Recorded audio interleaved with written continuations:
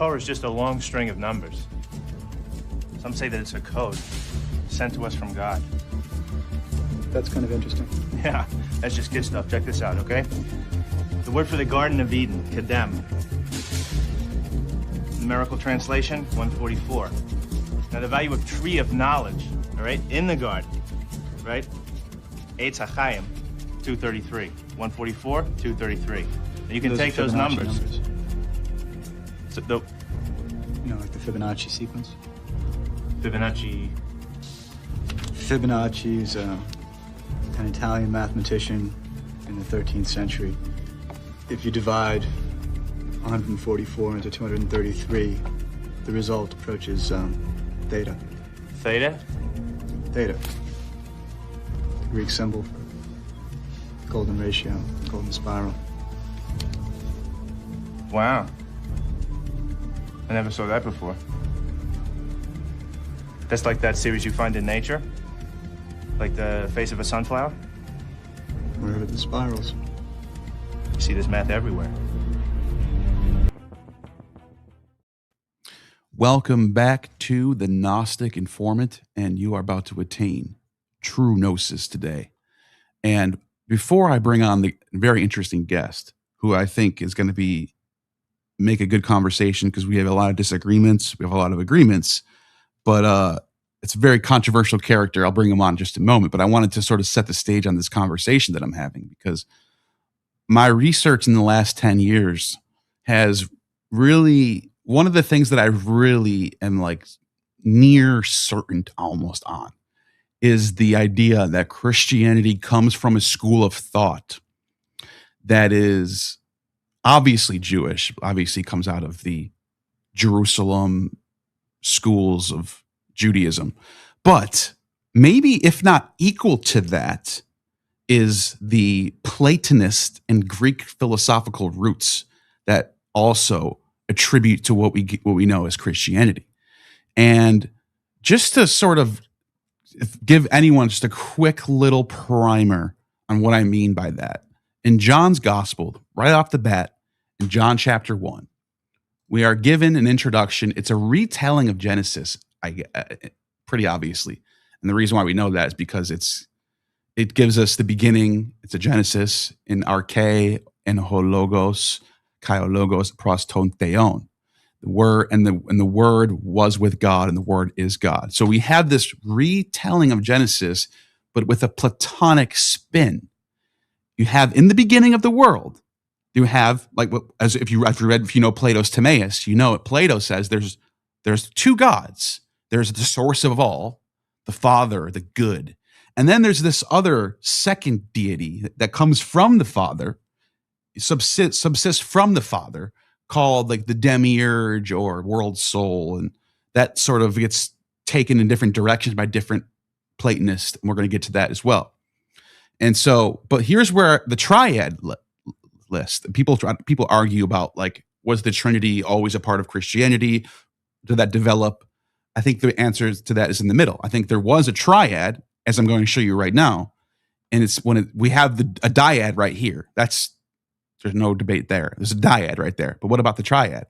Well, it also says, in him, en autoi, zoe en, kai en zoe. What does that mean?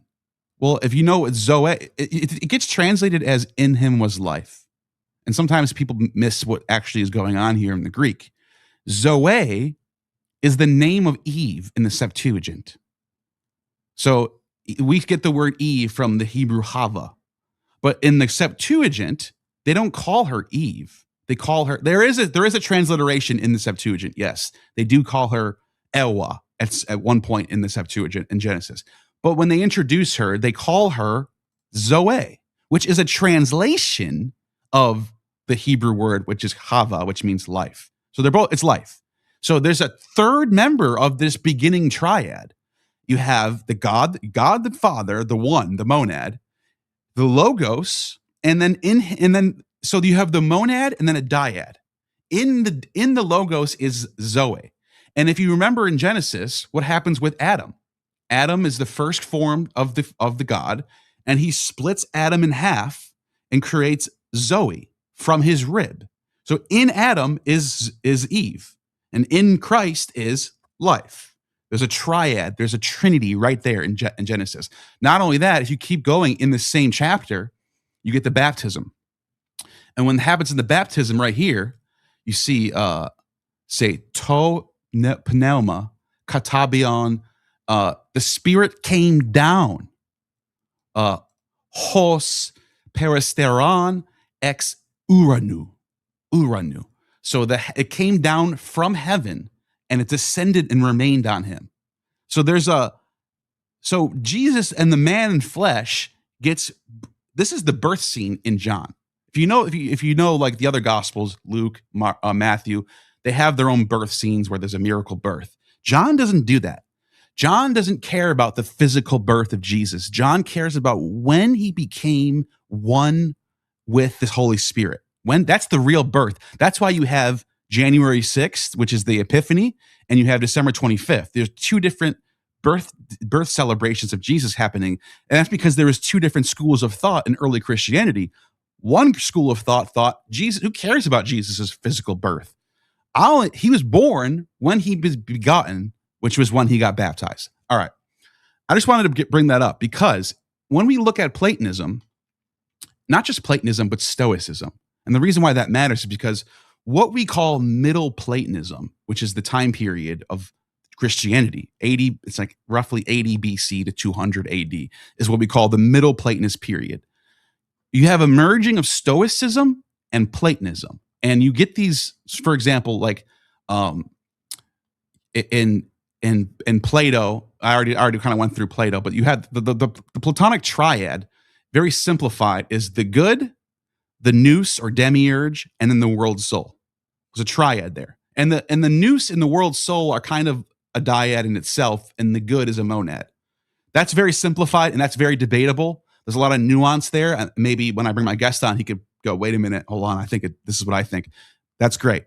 But I just want to kind of go through and give a primer real quick. And so that's kind of like the earliest form of the Platonist triad. And then you get in Stoic tradition, or even before Stoic tradition, Heraclitus, pre-Socratic, 500 BC, 6th century BC, he says things like, although this logos always exists, he uses the word logos, although this word always exists, human beings are uncomprehending, both before hearing it and after hearing it for the first time. All things come to be according to the logos.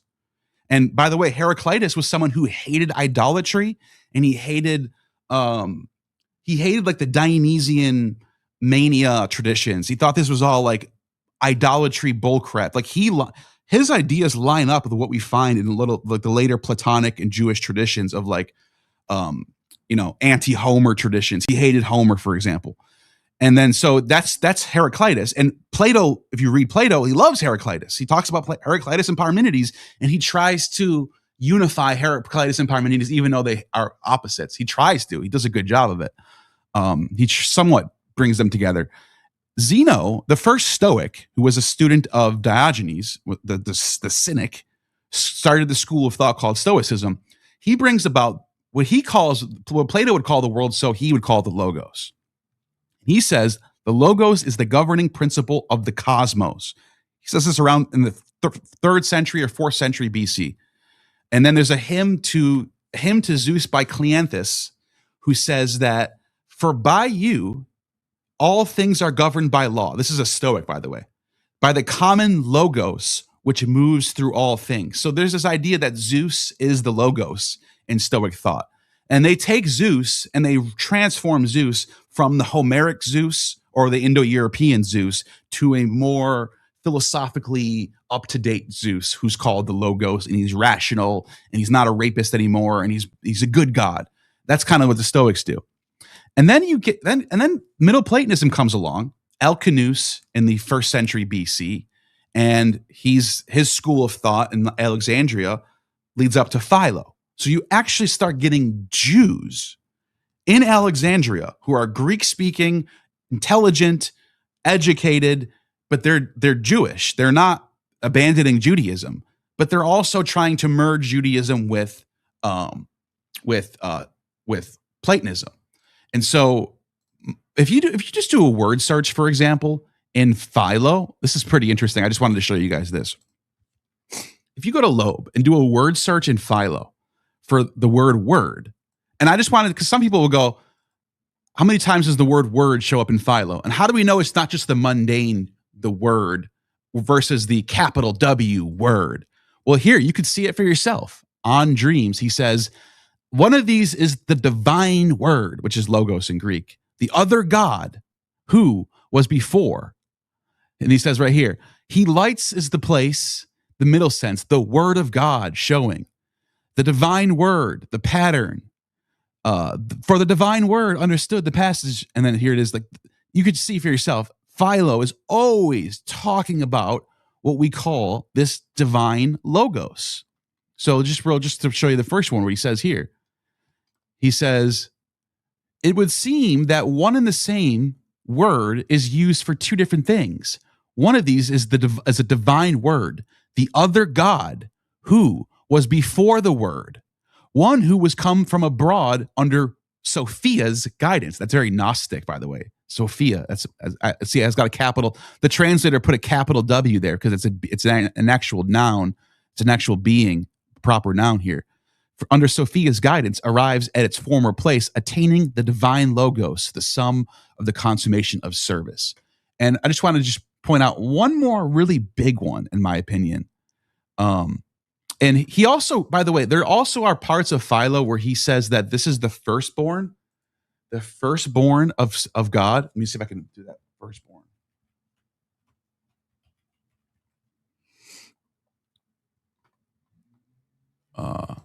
Maybe it's this. Here it is. On Dreams, he says, it is evident there are two temples of God. One of them, this universe, in which there is also a high priest, his firstborn. So the Son of God, the divine logos, and the other, the rational soul, whose priest is the real man. The outward. So he's talking about this dyad called the Logos. That's the high priest and firstborn Son of God. Lastly, but not least, before I bring on my guest, and I'm just trying to get everyone on up to because this is going to be a really difficult conversation for a lot of people. That's why I'm just trying to get a really quick speed run on get everybody to at least a 101 level of why we're even having this conversation. So forgive me for taking this long on this, but I think this is all very important.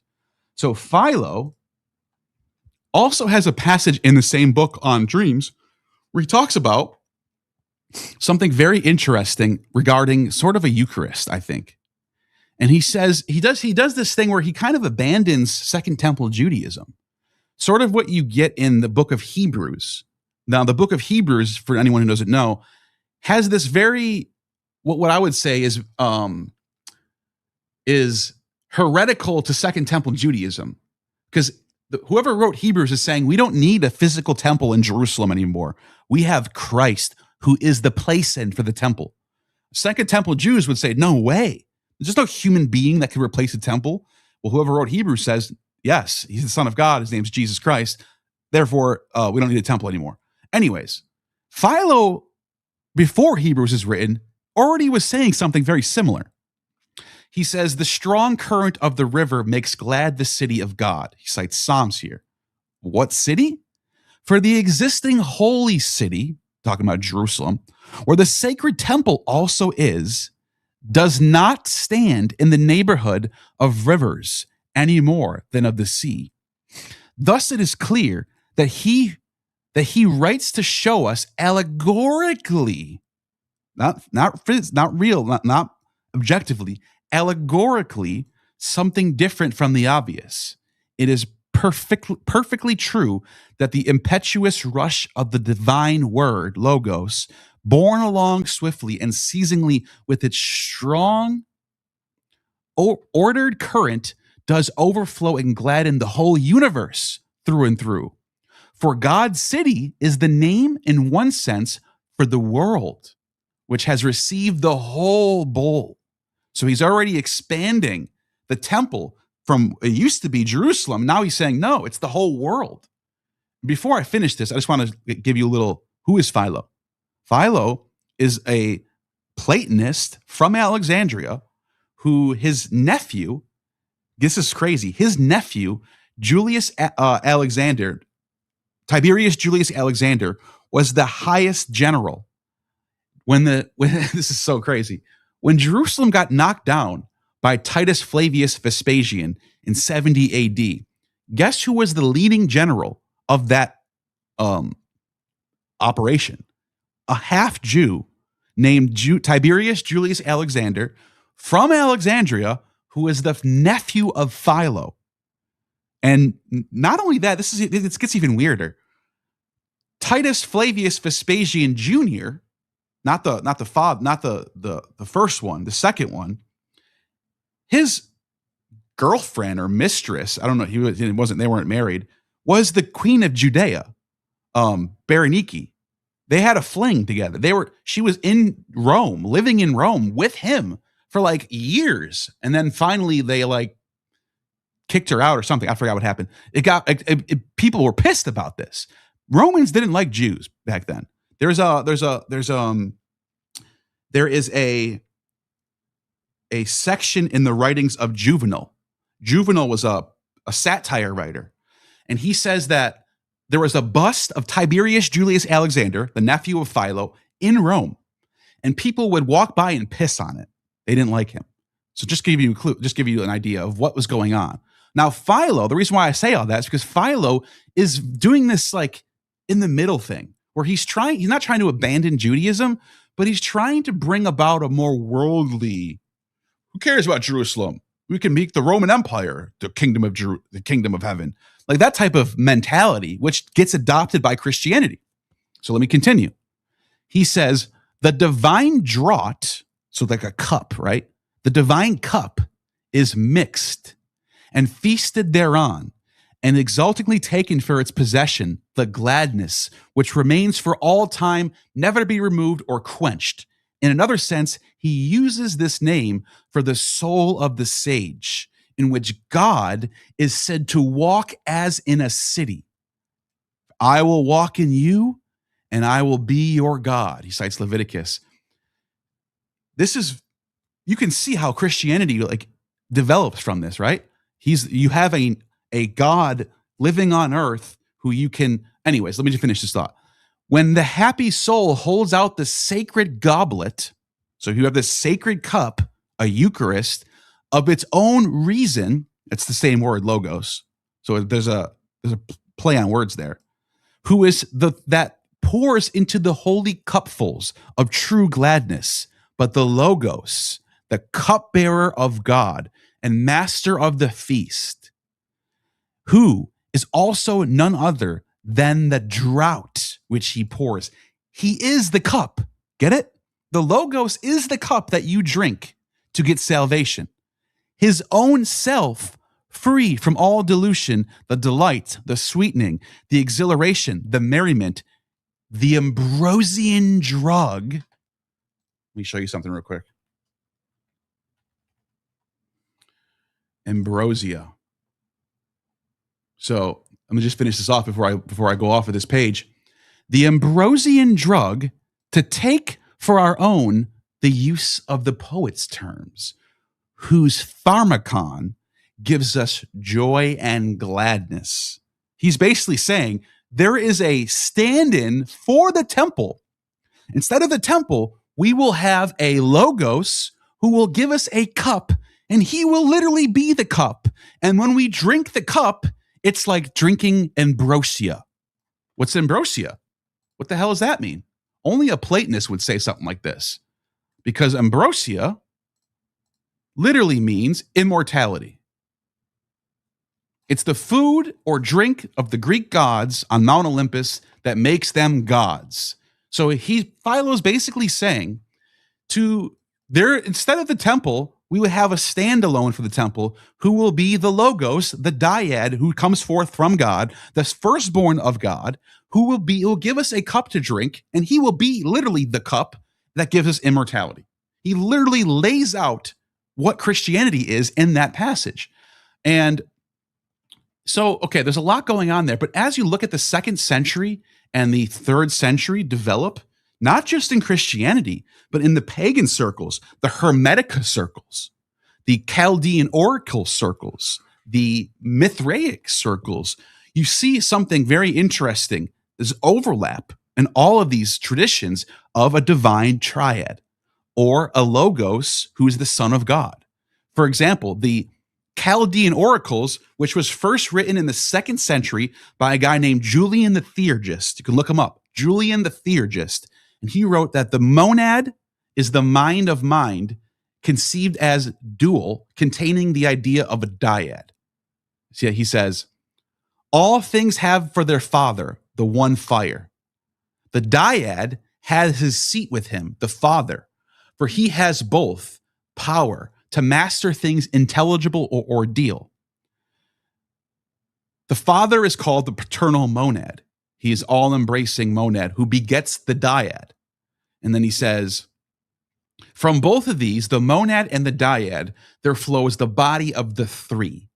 First, yet not first, for it is not by all things intelligible are measured. That's in the second century in a Platonist sect called they're just Platonists, I guess. But the texts that we have are called the Chaldean oracles. They even call this god Yao.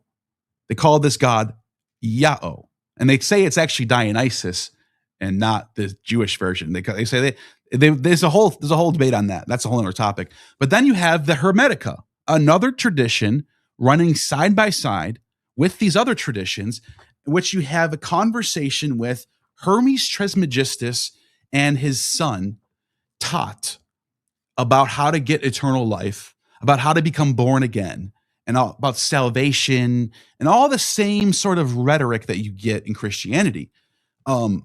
So I guess I'm bringing on my guest here. Here we go. Long introduction here, Erval. And I wanted to bring you on because I think you'd see what I'm seeing.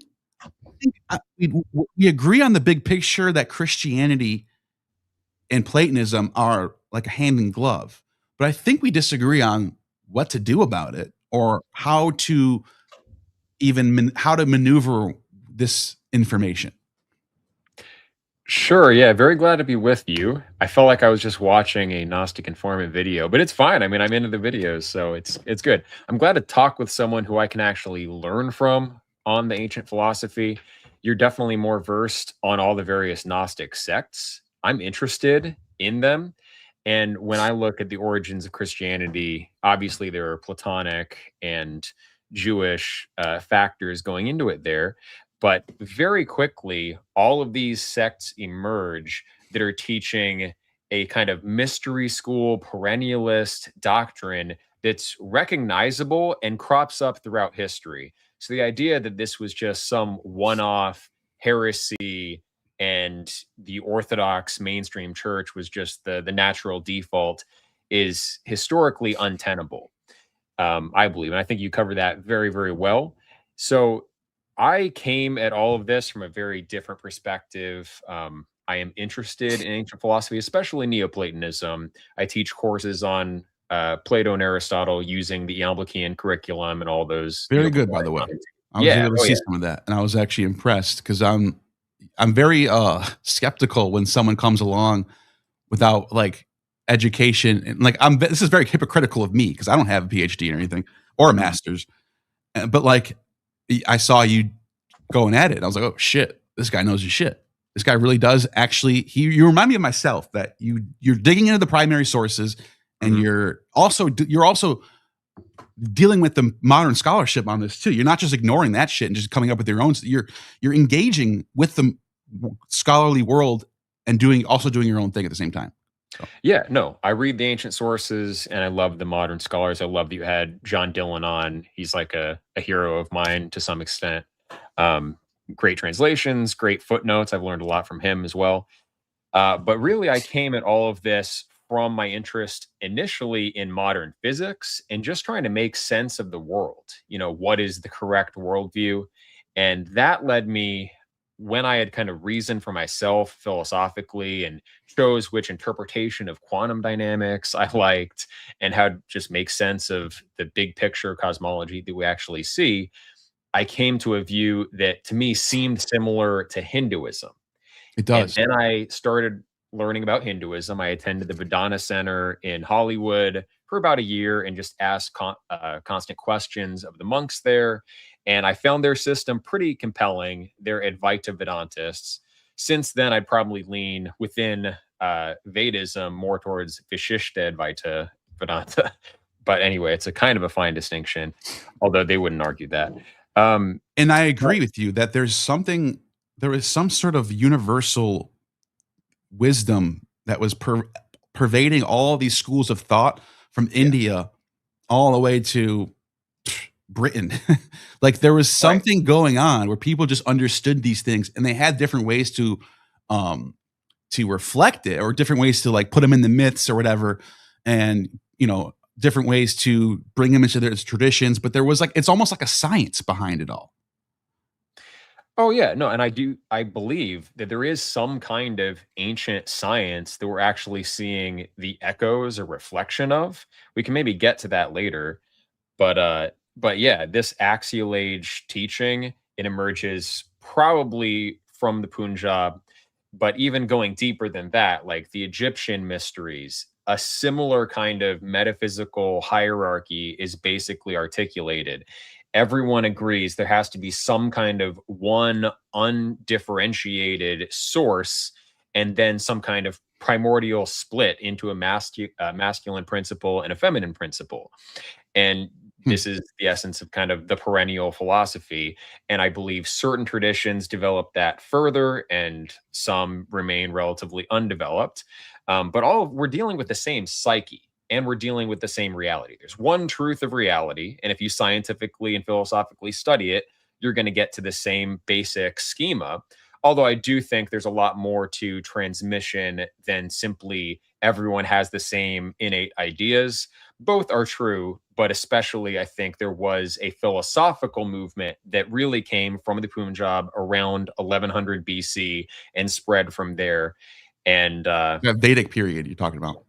Yeah, the late Vedic period, the period of the Upanishads. They wrote in dialogue form. Like if you read the Upanishads and then read the Platonic dialogues, you will definitely see parallels.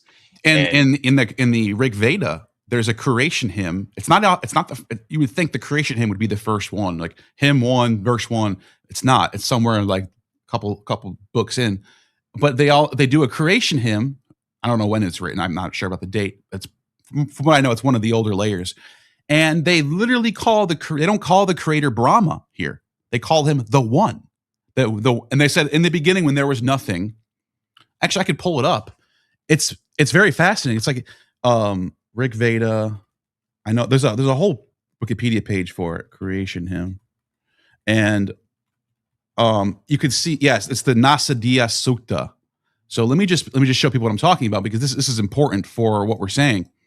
How you can see all the way back into what the Rig Vedic period, like you said, 1000 BC, something like that, even before that.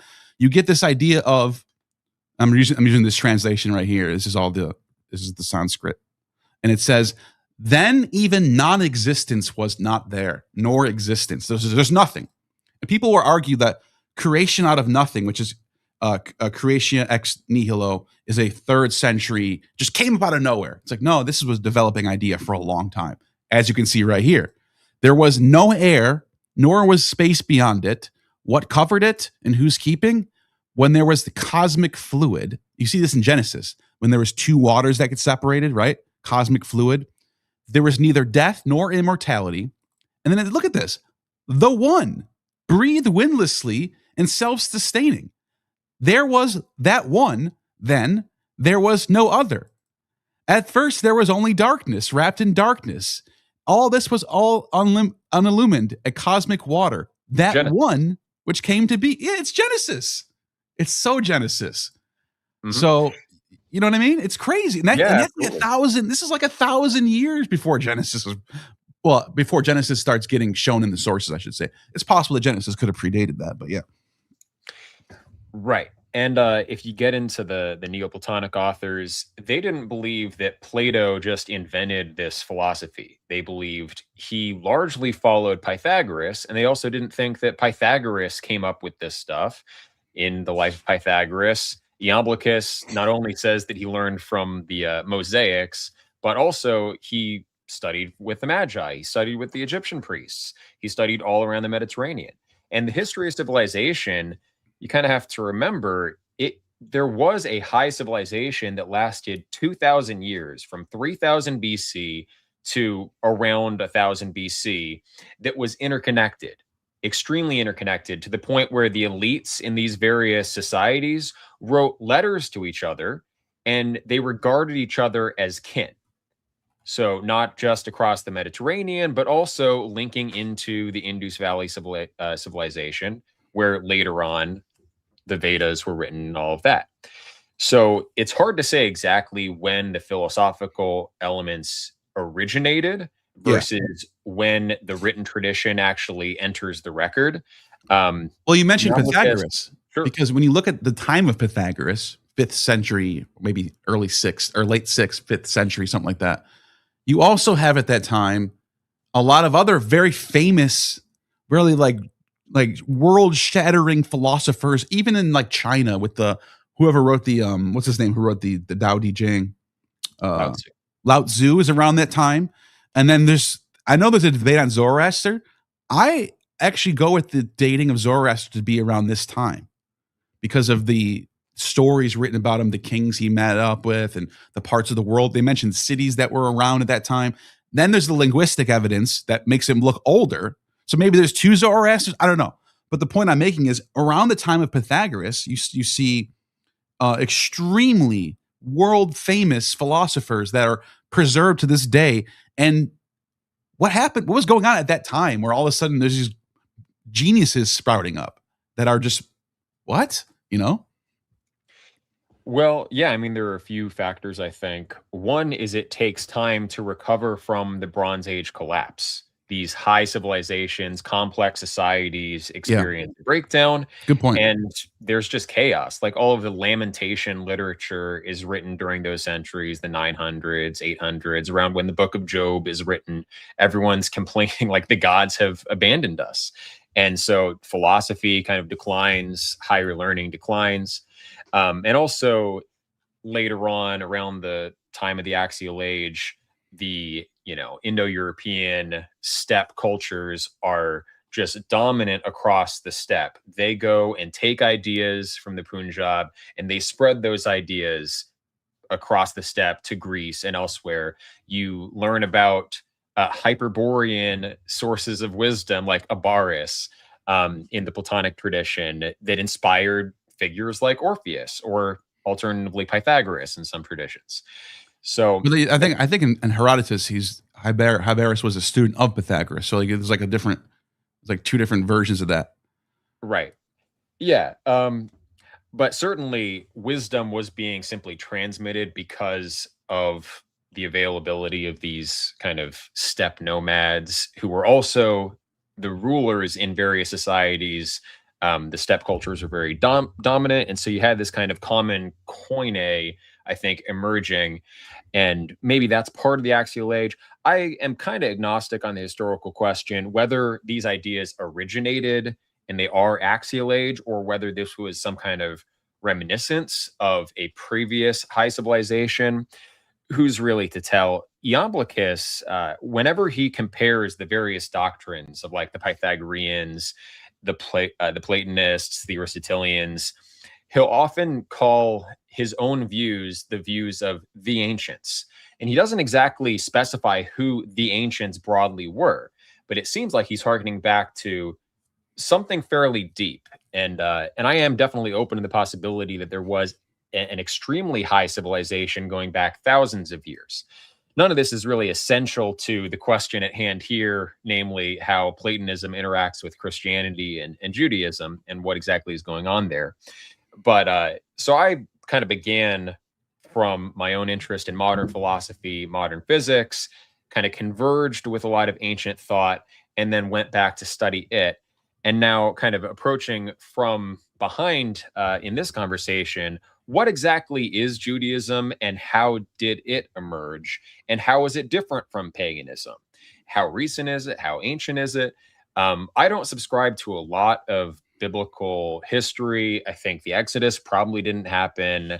I don't think Abraham was very likely a historical figure. I'm sort of a semi-Marcionite in that I would just as soon kind of toss a lot of the Old Testament, not as a historical document, but as a source of, spiritual wisdom or something like that. I do believe that there are really valuable teachings contained in the Old Testament, but it's mixed. There is, I think, an older tradition that was part of that axial age common koine that was interacting with Greek philosophy, that was interacting with the Phoenicians, even interacting with the Canaanites, right? Who also believed there was Elohim, like the Most High God, was part of their pantheon. El Elyon, yeah. Yeah, right.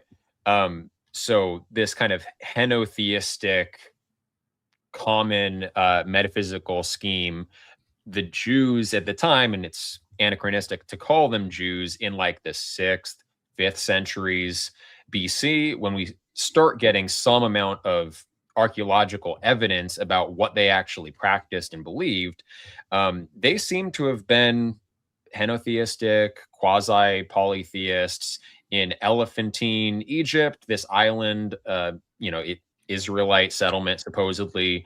There's evidence of, coins representing various deities and things along those lines. The hard line, and you actually had Jonathan Adler, Professor Adler, the archaeologist, on your channel.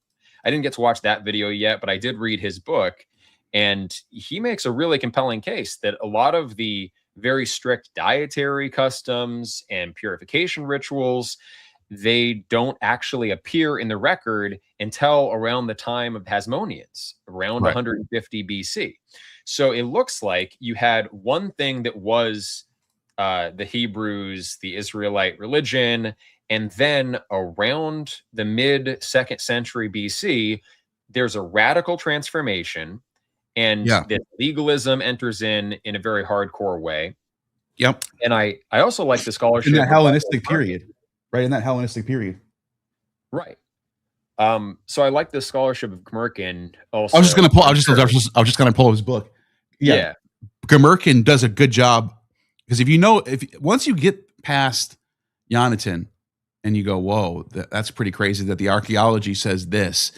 Gmerkin goes deeper. He gets into the laws itself, Plato's laws. He compares Plato's laws and even like Athenian and Roman law to what we find in Genesis or Exodus and Leviticus and the law books.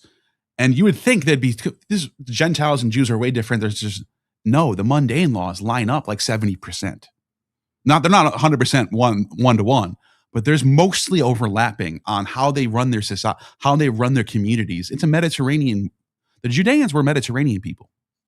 Like, even though they're Semitic and they speak a different language and they have a different culture that comes more from the Babylonian, Egyptian world than the Indo-European side. Yes, there's different cultural aspects. But once you get into that Hellenistic period, the time period of the Maccabees, or even just like the 3rd century, when the Ptolemies are kind of running that part of the, you could see the Judeans are just part of, like, they're just living like every other Mediterranean people at that time. Right. And so I think we can't really recover what Judaism was prior to that mid 2nd century period, when they were more connected to the way everyone else thought and lived.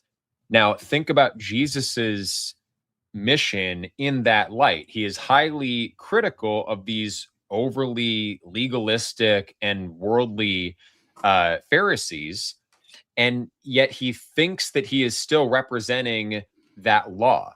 Now, nomos, I think, is the Greek term when he says that he comes not to, abrogate the law, but to fulfill it. There's kind of a double entendre, I think, that's going on there. And it applies in the Hebrew as well. So Torah doesn't just mean the book of, or books of law that you actually find in the Old Testament, but it also means a principle of law, similar to the way that, nomos is both a kind of physical or metaphysical principle in Greek philosophy, and also like the literal mundane law, or the way that the Egyptians had the concept of mat, where the Sumerians had Yeah. meh, or the Indians have urta, the kind of governing principles. So if Judaism prior to this reformation was just more kind of axial age, containing some good things, so it's just another one of these traditions. You know, I'm a perennialist. I think there's truth in all these traditions.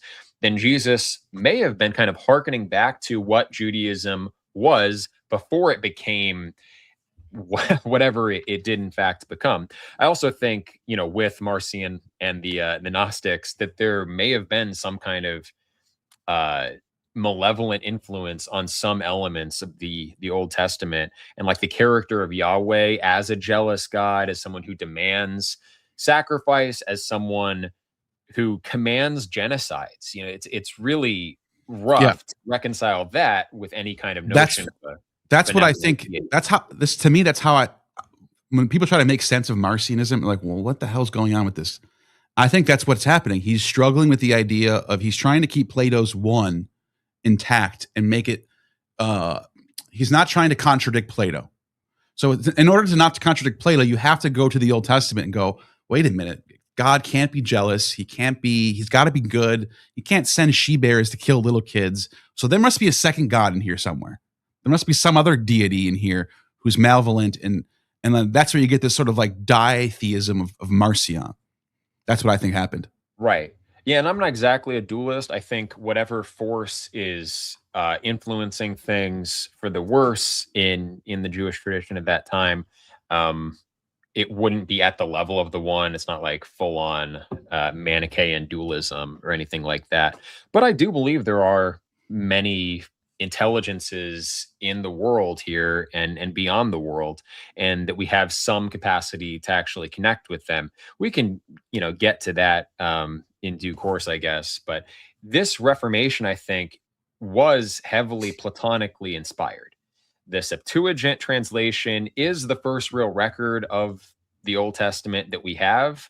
The Greek kind of predates the Hebrew. There are limited inscriptions on like jewelry and things like that that are mostly prayers. We don't have this kind of robust legalistic system that you see in a book like Deuteronomy. There's no evidence of it prior to the 2nd century BC. It seems like Merkin kind of tacitly accepts the traditional or conventional dating of the Septuagint translation as the, I think, 270s BC. Yeah, But it's Ptolemy if you II read Philadelphus. those That's historical that's the accounts- letter of Aristeas where he says right, that exactly. Ptolemy sent out Demetrius of Philarion to go find all the books and then translate the laws. And that's And, and it seems like a mythological account. That's what most It doesn't scholars seem say. like a historical one. Yeah. So, you know, Adler kind of suggests that it's possible the Septuagint translation was actually even later, like late 3rd century or early, possibly 2nd century. Yeah, because we don't have any physical. There's no physical fragments of the Septuagint from the 3rd century BC. Exactly. So we have to. It's only just Right. people saying there was a translation. We'd have no idea what that translation even looked like, because So- there's different versions of there's different versions of the Septuagint too. Believe it or not. Right. What I think probably happened was there was a literate, Greek-speaking, Greek-writing segment of the Jewish population, maybe in Alexandria or maybe in Judea, that prior to the Maccabean revolt hatched some kind of plan. Like, if we can get our own state again, then how could we prevent ourselves from being swamped by these foreign cultures? How can we retain our identity? I do think the fixation on endogamy, there's genetic evidence that that did pre-exist this 2nd century period. Like, the Jews as an ethnic type are certainly older than the 2nd century BC. And they did seem to practice a lot of endogamy compared to even other Middle Eastern groups. So they were concerned about purity. And I think they turned to Plato's laws, like Merkin suggests, and They use it. essentially I think they tried use to them as a framework to construct Yeah. their own. By the way, construct their noble lie. this is not even crazy to suggest, because we know this happened in other areas. The Spartans did this. The Spartans have their own foundational myth of the Spartans. It's the story of Lycurgus. We get a version of it from Plutarch, but it's an older story. He even cites sources and all this stuff that we lost. But there's a story of Lycurgus, and he's like Moses. He's this prophet, polymath, great physician, healer, all these things, general warrior, all these things. And he leads the Spartans to their promised land. He goes to Apollo on a mountain in Delphi, gets the laws from like, you can see how the Moses on the mountain story looks so very Apollonian. The God on the mountain who knows all things, future, past, present, gives you these laws, that he's a justice God from high above. And he hands you these laws and he says, do it. That, and then Lycurgus takes the laws and goes back to the Spartans and he starts the Spartan society. And this was a Hellenistic trope. Every city-state in the Hellenistic period, every major city-state, the Romans have the same thing going on with Romulus and Remus, and then they have the first kings that, and then it becomes, they all had this very weird, very similar tradition of divine men who are chosen by God to go up on a mountain, get laws, and then lead people to promised land. So that for you to suggest that, or I even say this too, for me and you to suggest that it's possible that Judeans in the 3rd century or 2nd century BC were using Plato and Pythagoras as a framework to set up their own civilization, then yeah, why not? Why wouldn't you? That's they're like the scientists of the time period. They're like the up-to-date scholars of the time period that everyone's looking at, Right. And Zoroaster as well, Seemingly, they're the ones that actually pull off implementing Plato's political ideal to the best. That's what I've been saying that too. If there's one group who really nailed it, it's them. And exactly. Plato says this in the Republic. He says this, and I think he echoes this in Laws as well. He says, if you want a republic to follow the laws and not disobey the laws, they need to think. He says this through the mouth of Socrates. They need to think that these laws are extremely ancient, and not only ancient, they were given from the gods themselves to man. And if you can convince your people that happened, your republic will run like beautifully. It'll be perfect. And no one will ever, transgress the laws. Now, people try doing this, as you can say, the Spartans tried doing this, the Romans, they all tried doing this. They all have their own ways of, telling them people why should we, these laws are from the gods, right? Apollo gave us these laws. But as you point out, who really nailed it? Who really got their people to really think Moses really got these laws from Mount Sinai? The Jews. Right. And even the idea of the Levites living off of the taxes of the other tribes, that's sort of like the guardians living on the other citizens and being this kind of tribe within this set aside kind of scholarly philosophical tribe. Yeah. And then the synagogues are basically these kind of mini agoras where people come together and, they're studying scripture. They're not just studying open philosophy. And I think that's what this Jesus is like in Rome with the Sibylline books. I mean, we lost a lot of the original pagan ones, but then you can see the transition. The Sibylline writers were writing mostly pagan stories and prophecies about the coming of Caesar Augustus and all this stuff, Romulus and Remus. And then all of a sudden they start adding in like stories about Noah and like Moses, and all of a sudden Jesus, and then becomes, you can see a transition in the Sibylline books from pagan to pagan and Jewish and then Christian. Something was going like, there's a lot of cross-pollination, and I think Jesus represents one of many people in the Jewish community that wanted to move in a more philosophical direction, was tired of that legalism. I think it was very effective and cemented because they were kind of the first ones to really implement Plato's ideal. Arguably, we did it, 1,000 years later in the medieval period. Like we were led by kind of set aside philosopher, priest, governors in a sense. We had these universities, we had the different castes in society. The Middle Ages was very Platonic as well. Yeah. And it had its own sort of noble lies that were popularly believed. But because they were the first ones to do it, that cements them in this place where, like Joseph Campbell kind of points this out in his study of comparative mythology.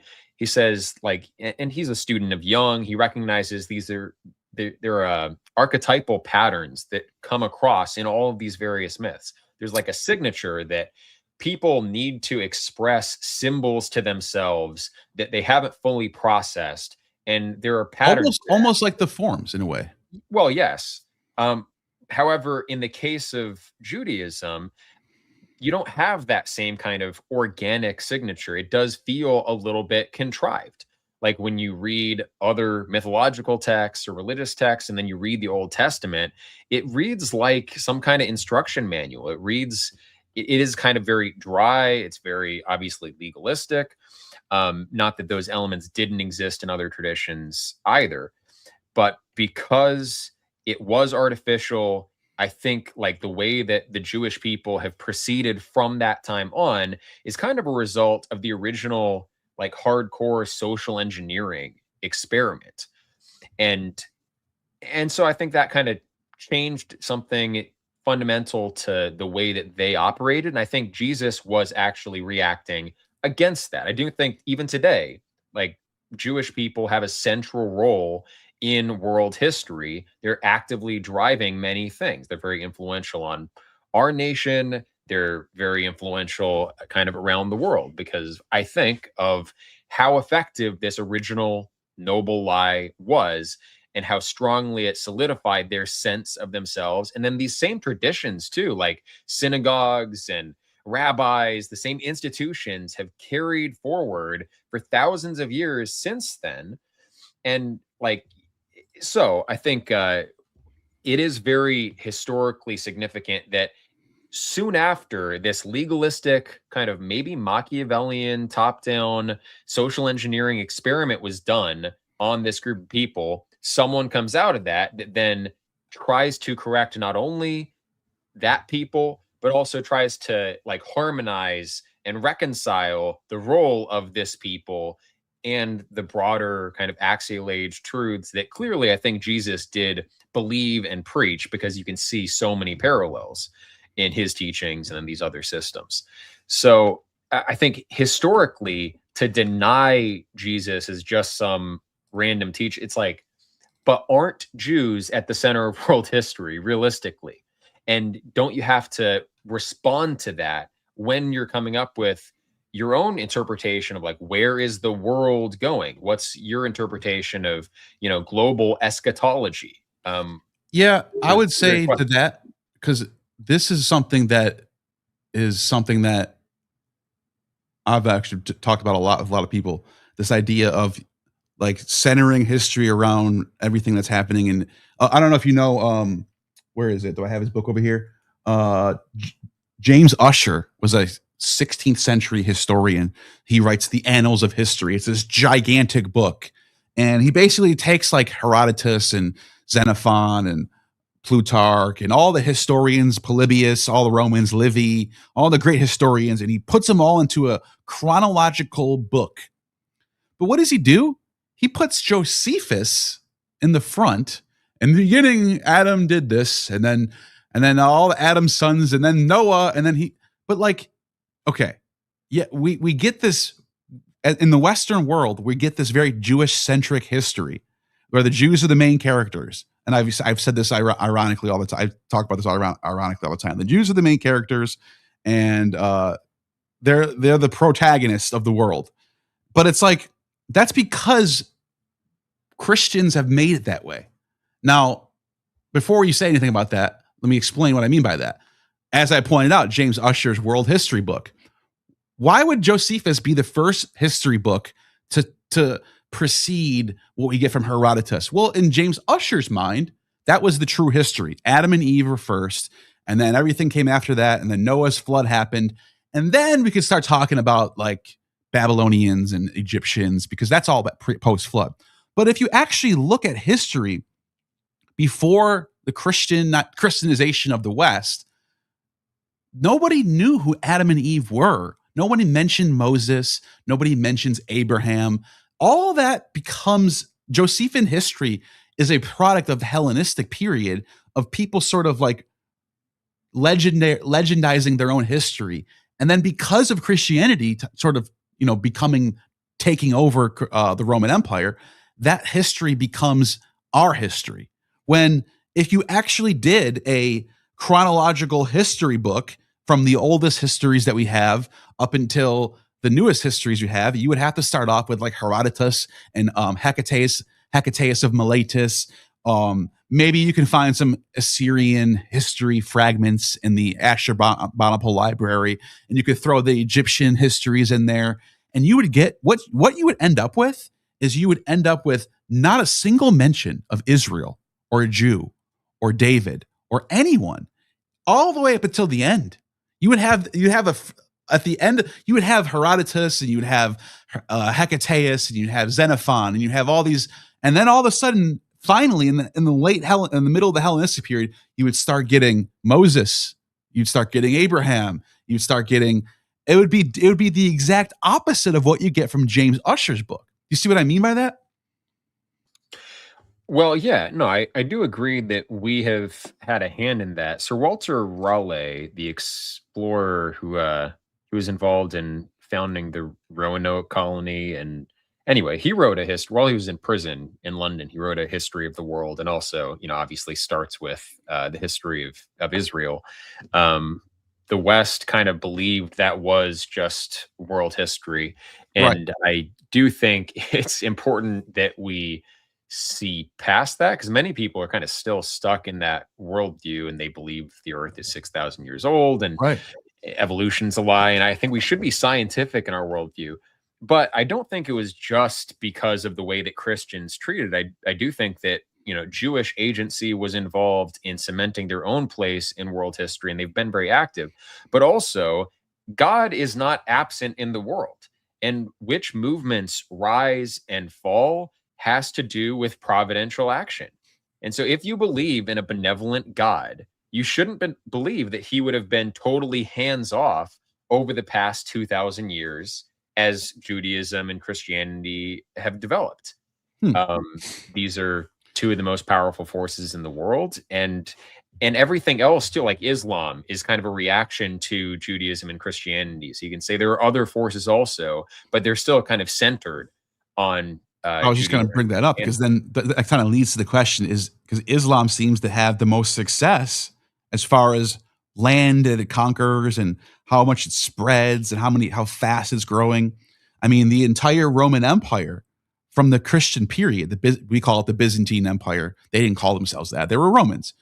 Their empire consisted of the major cities were Constantinople, Antioch, Syria, Jerusalem,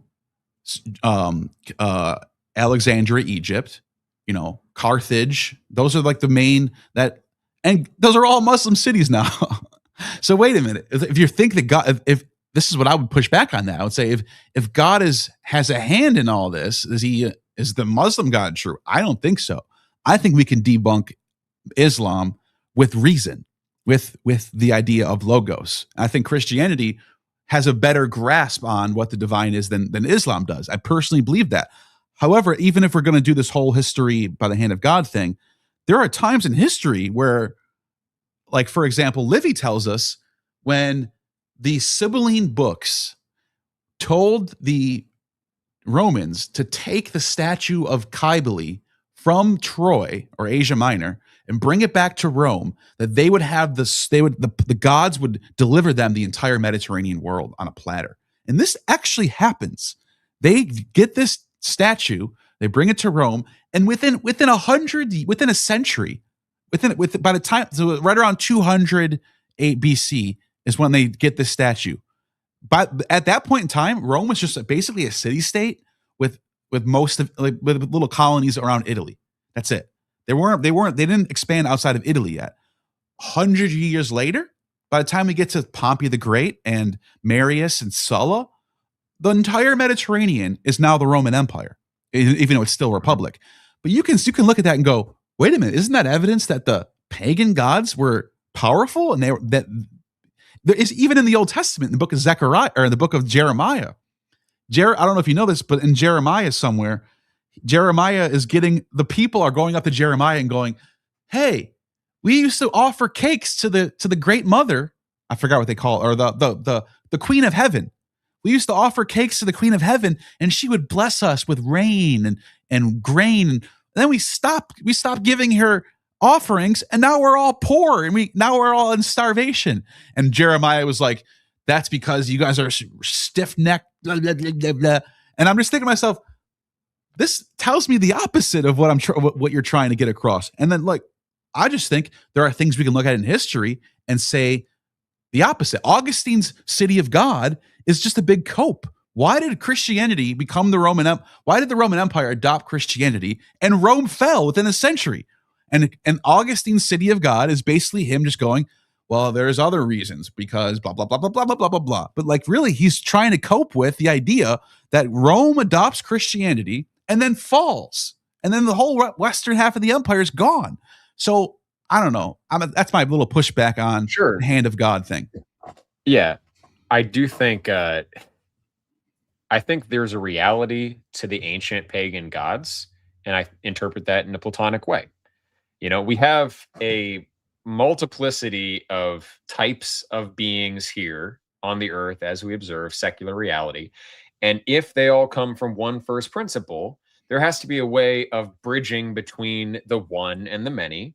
And that's going to go by steps. First, this primordial dyad, and then triads, and then on. And it's going to proliferate. So there will be a plurality of more archetypal, more primordial, more structuring and potent entities to commune with and understand if you want to navigate the world well.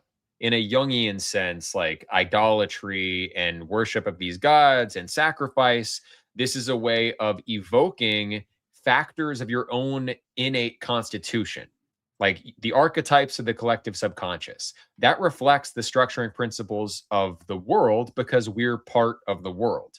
We engage with that stuff. We respect those principles and respect the ways in which the collective subconscious projects those things into the world.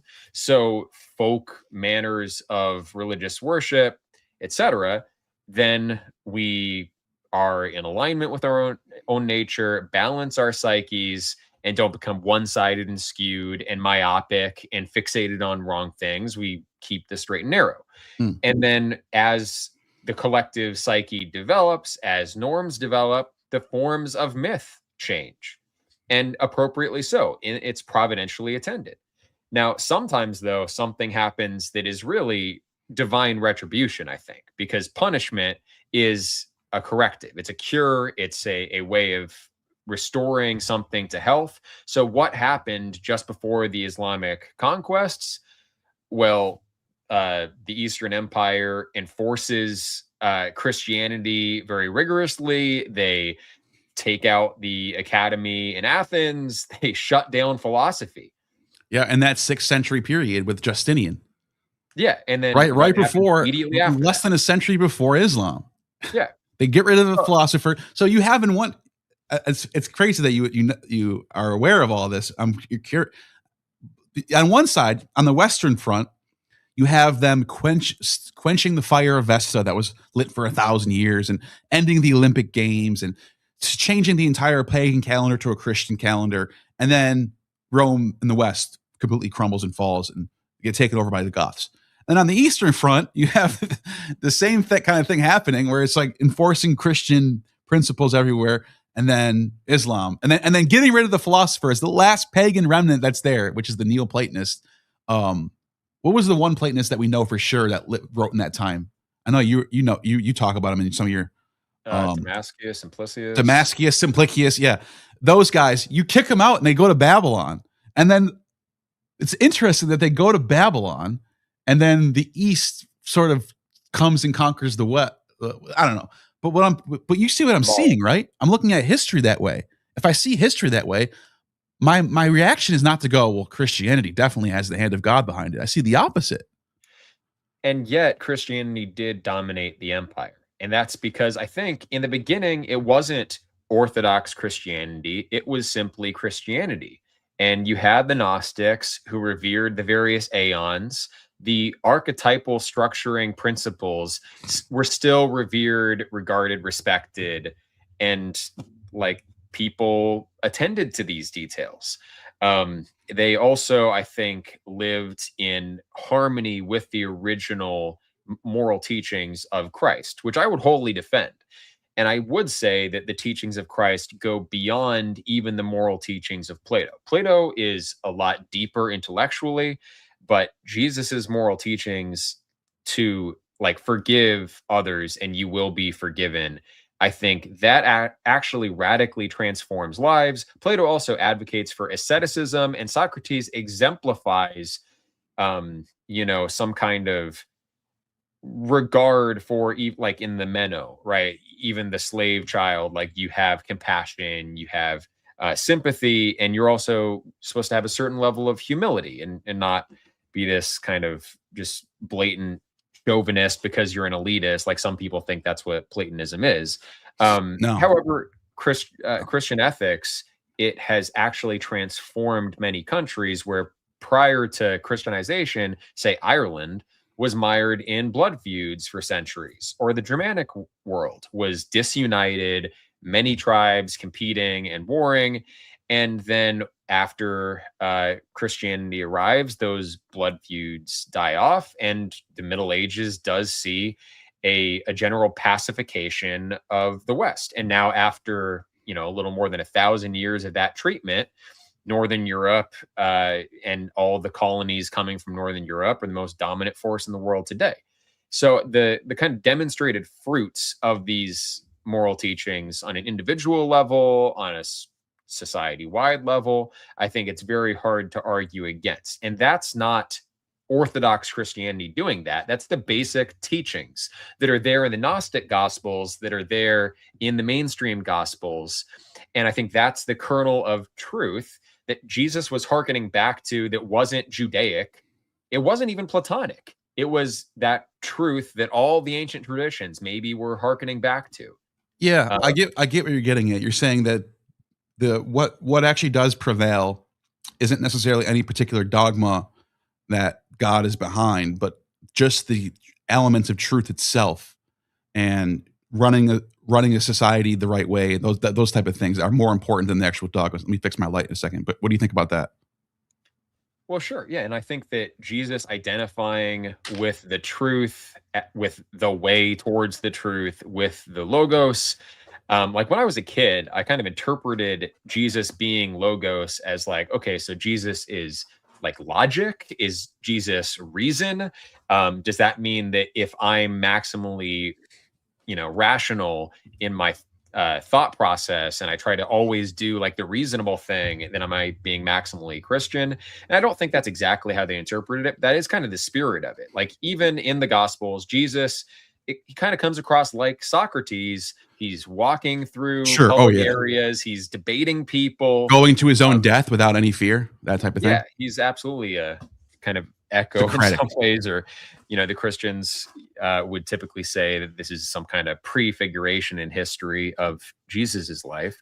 And actually Socrates is called the gadfly by his by the later writers, and they considered him that when he came here, he came here and he just stung society and made them like rethink everything. Like he was like a revolutionary gadfly. And they use that term. You get that same term used in Prometheus's the trilogy from Aeschylus, where Prometheus is the gadfly and he stings the goddess Io, and then she goes around and like becomes like the preacher of the word of Prometheus. Like you could see that sort of archetypal way of Jesus definitely is a gadfly. Yeah, I can't deny that. And Plato has Socrates call himself a gadfly in the Apology, certainly referencing Aeschylus. And just as an aside, I think Plato he wanted to be a playwright, right? He wanted to be a poet. Yeah. And I think that's really what's exceptional about Plato. It's not that he was the greatest philosopher that ever lived, because most of the philosophy was already accomplished by the Pythagoreans. It's like, because they have demonstrated fruits themselves. Like half of Euclid is Pythagorean in origin. So clearly they came to stuff that was demonstrably true, that has lasted millennia. And then Plato bought some books from Philolaus and was like, oh, this stuff's the real deal. How do I like immortalize it and spread it to people who otherwise wouldn't be able to benefit from it? But then Christianity is kind of the same thing. It's not like Jesus's teachings are totally unique and radically new. If the truth is the truth, then great teachers in all ages ought to basically agree on these moral precepts, etc. So I think it's not surprising then that Jesus aligns with Plato, Socrates, Pythagoras, whatever other mystics, but he brings it to the people in a way that you don't have to be a PhD in philosophy to follow it. You simply have to have a relationship with him. And what did Socrates actually advocate, like in the first Alcibiades? What is Socrates trying to do? He's trying to motivate Alcibiades to enter into a relationship with him, because that relationship will be salvific for Alcibiades, because Socrates for him is the way, is the truth, relatively speaking. Yeah, it's interesting you brought that up, because Maximus of Tyre is a Middle Platonist from the 2nd century, I think. It's just, I don't know, 100s AD, I think it was. Actually, let me just look that up real quick. Maximus of Tyre. 2nd century, yeah. I guess there were people criticizing the relationship between Socrates and Alcibiades as being not just Platonic but beyond that, and he totally like defends. No, Socrates this was a total Platonic. So even I guess the reason why I'm bringing that up is because the Platonist tradition has those sort of morality with it, and they are even if Maximus was wrong and Socrates and Alcibiades did have this crazy relationship going on, which I don't know if that's true, but maybe if it is, they didn't care. They were going to change. They're going to change. They're going to fix it for the next audience, if that makes sense, and moralize it, even if he's right or wrong. I don't know who's right or wrong there, but the point is, the Platonists have, this is in Plato's Laws, by the way, where he says like homosexuality is not aligned with nature. What does he say? He says we should get rid of gymnasiums because there's too much shit going on there that's not good for blah blah blah blah. You know what I'm saying? Like, the Platonists have a very moralistic way of looking at the world, where marriage is very much promoted rather than like living by yourself or something like that. Right. Yeah, it's funny. That's kind of one of the very few ways I do think there was development across Plato's lifetime. Because, like I said, he basically, I believe, received this whole philosophical system and then just tried to teach it in the way that he knew how. But compare like the Phaedrus and his attitude towards homosexuality there, and then his attitude in the Laws. Yeah, people talk about this all the time. It's one of the things that, almost as if I've heard some people say Plato didn't even write the Laws. I don't think that's true. No, I think like you said, you have a development of Plato's attitudes across his lifetime.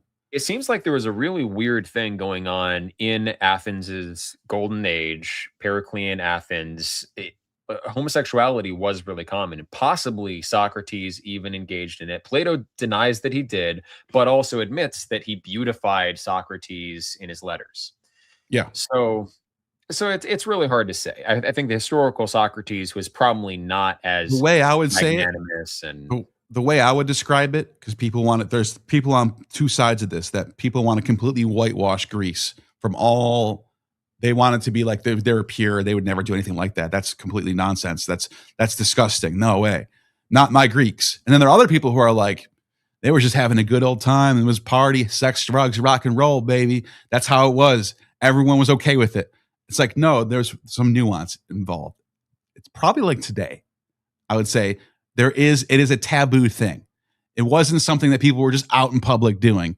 It was like in the dark corners. No, It I was think we're happening. way worse than the Greeks were. Like, we're You think definitely. you think we're worse today Yeah. than they were? I think we're more degenerate than Periclean Athens. I would for I would sure. actually agree with you that it's more prominent today. It's more accepted today than it was then. The point I'm making is Right. there it was there. There was like, yeah, we can find sources that talk about this shit all the time. You're not going to, you can't deny that. But like I said, it was taboo. There was people who didn't like it, who thought it was unnatural, is what I'm saying. It wasn't like this widely accepted thing, Yeah. is what I'm getting at. Yeah, you can't find an ancient source that just wholeheartedly supports it and says it's a great thing. You know, Plato in some passages seems kind of sympathetic and he understands, but even in the Phaedrus, he's like, but you definitely shouldn't actually act on those feelings. So Yeah.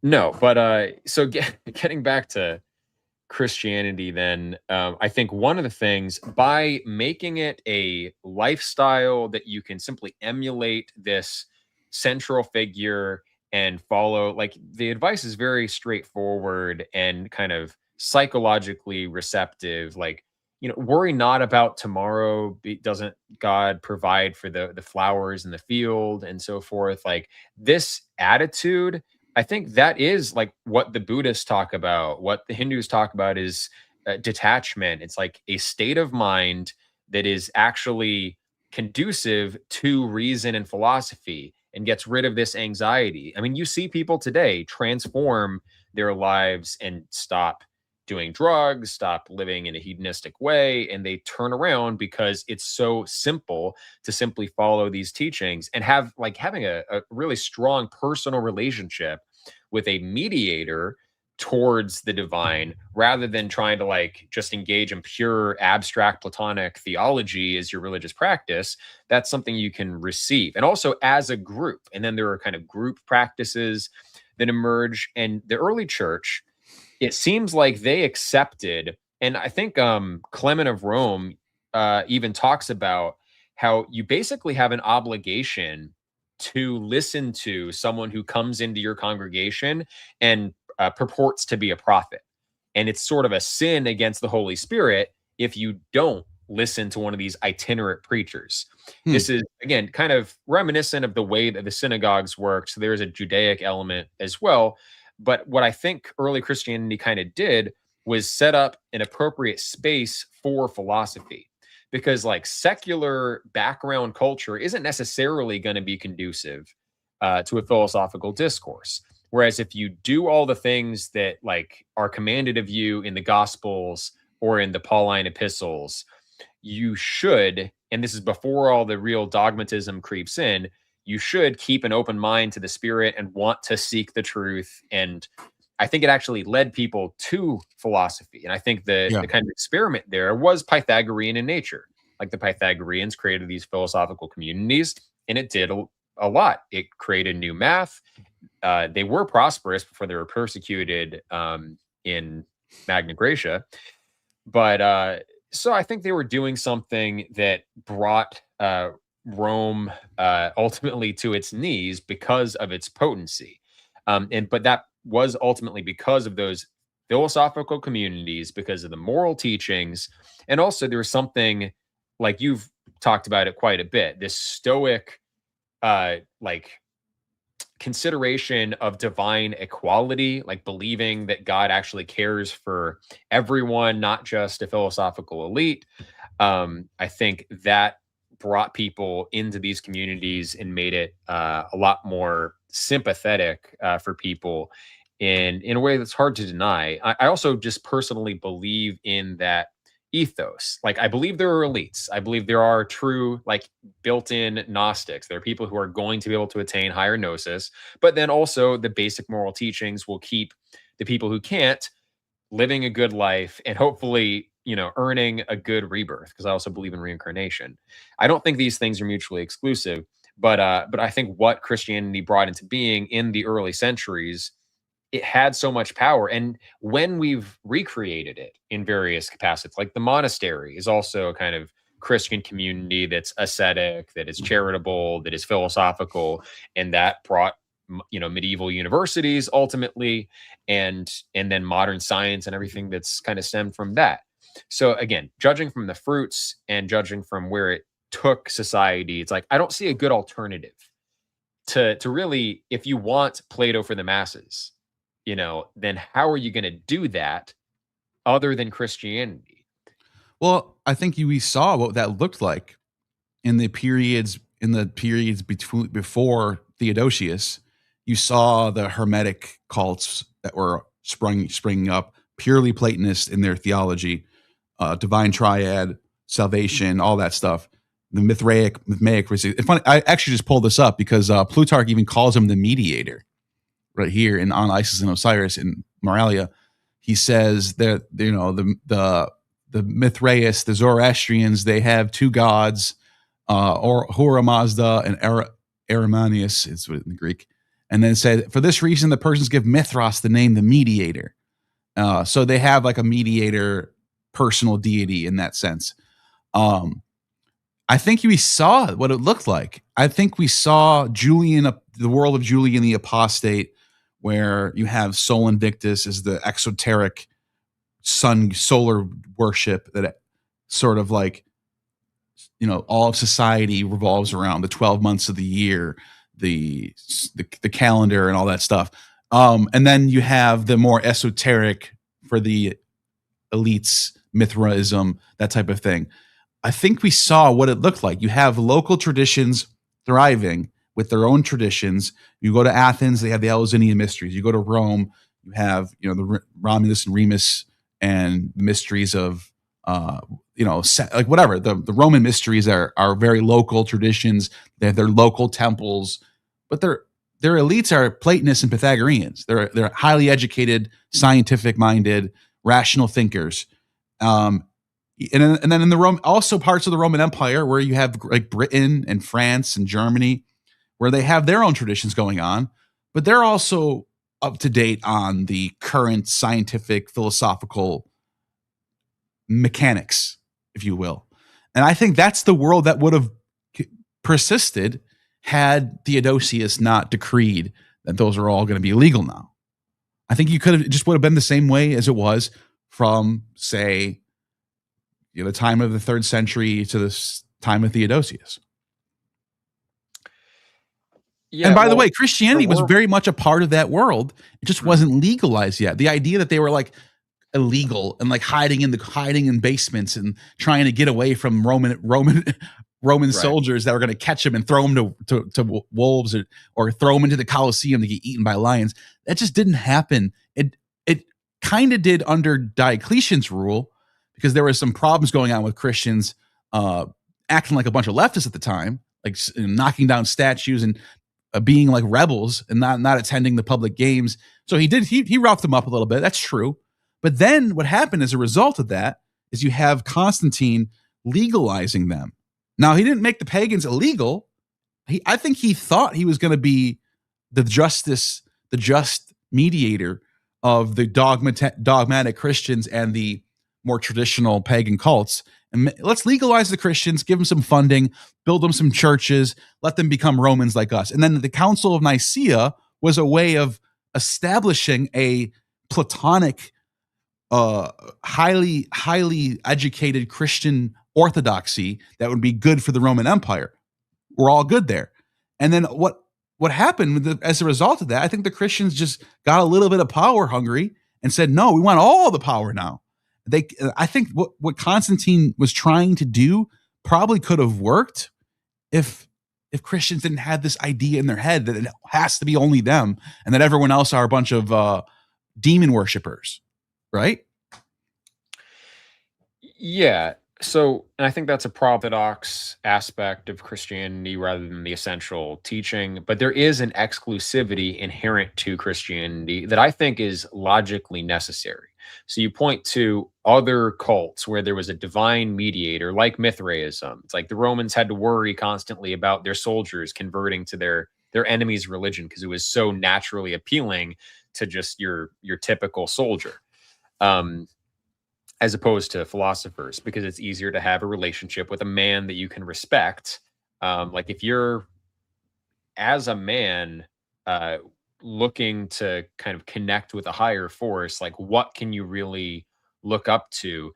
Proclus talks about the necessity of having not just one mediator, but a whole series of mediators in a well-ordered progression. Like we descend through the various, in the Gnostic term, like aeon, or the various levels of being, various hypostases, etc., from the one by a certain path. And to get back, to revert to our source, we have to go back through all those steps. So if you are like a man lacking a specific virtue, your mediator should be a man who has cultivated that virtue, just like, Socrates and Alcibiades.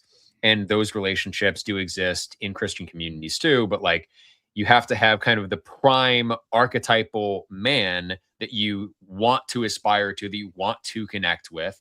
And if you don't believe that exists, I think that's like a metaphysical gap in your worldview. What is the perfect man? What are you aspiring to? What is your goal? What is the standard of virtue and whatever, love, compassion, goodness for a man? What does that look like? There has to be one specifically, one most perfect human soul. And Jesus is that, but Mithra is sort of supposed to be that as well. There's no comparable like singular incarnation in the Hellenistic world. Later on, you get that in I'm going to forget that Serapis. Serapis, yeah. Serapis is more like that, but it's not. You have the god Ion too, who's kind of like Serapis, but more of a he's like a mediator god too, time, eternity god. But yeah.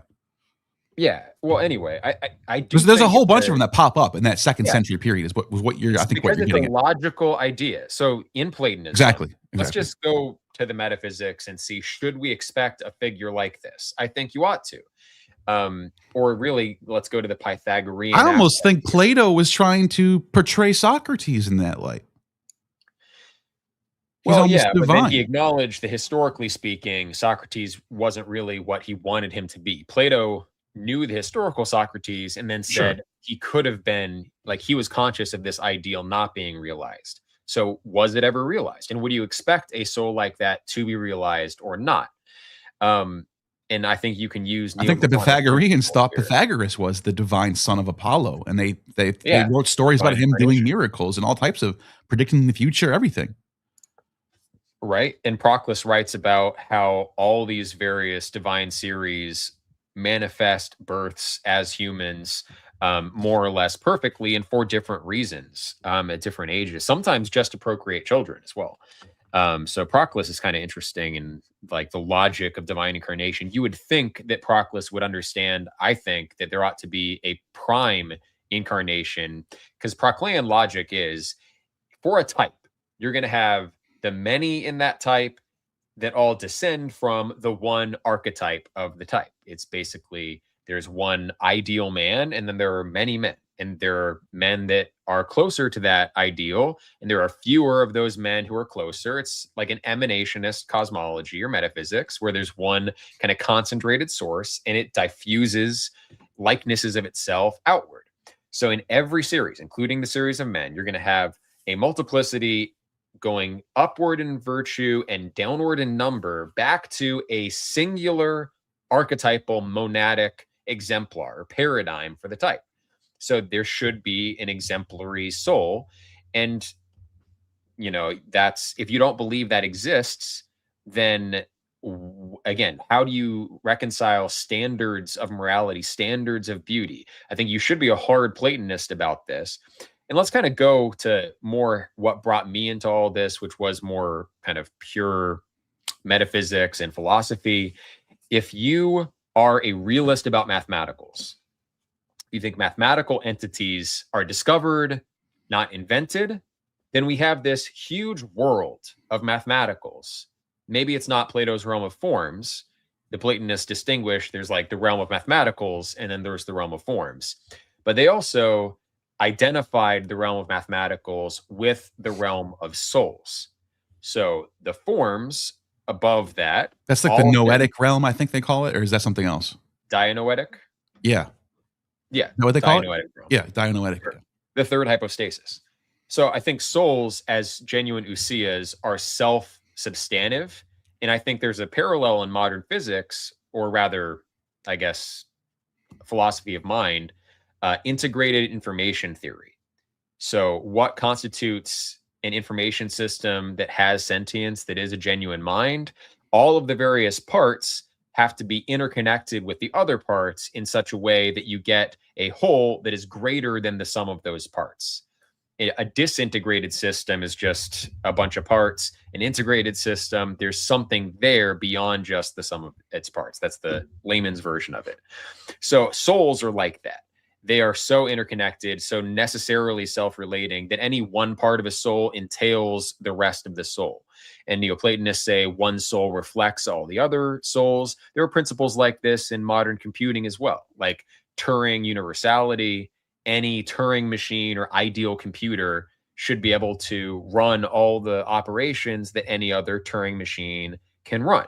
And as basic dianoetic holistic entities, we have access to this universal logos, reason, the same set of basic operations that are the ways we can manipulate these mathematicals. Mathematicals are really like partial aspects of souls and have their substrate in holistic souls. Just like, more partial souls, we kind of have our substrate physically here in this one universal self-moving creature, the world as a whole and the world soul. So if you deny that the mathematicals are real, then you have problems accounting for mathematical truth. How do you make sense of that? I'm a Platonic realist when it comes to math, and therefore I think this whole realm postulated by the Neoplatonists and Pythagoreans before them of souls, mathematicals, that all has to exist. Any hypothetical computational system, and I'm not a computationalist in theory of mind, but it's a close enough analogy. It's like any possibility of soul, whatever's measurable in it is kind of mathematical in nature. Like math just means learning, and learning kind of meant being able to measure accounting. and take account of. That's why the word account, or accounting for things. Accounting for things in the physical, in the objective world. Exactly. So that's the idea. Like, what is knowable about souls, what is knowable about the physical is, in a sense, mathematically reducible. It's rational, as in we can establish ratios to govern and understand how things operate.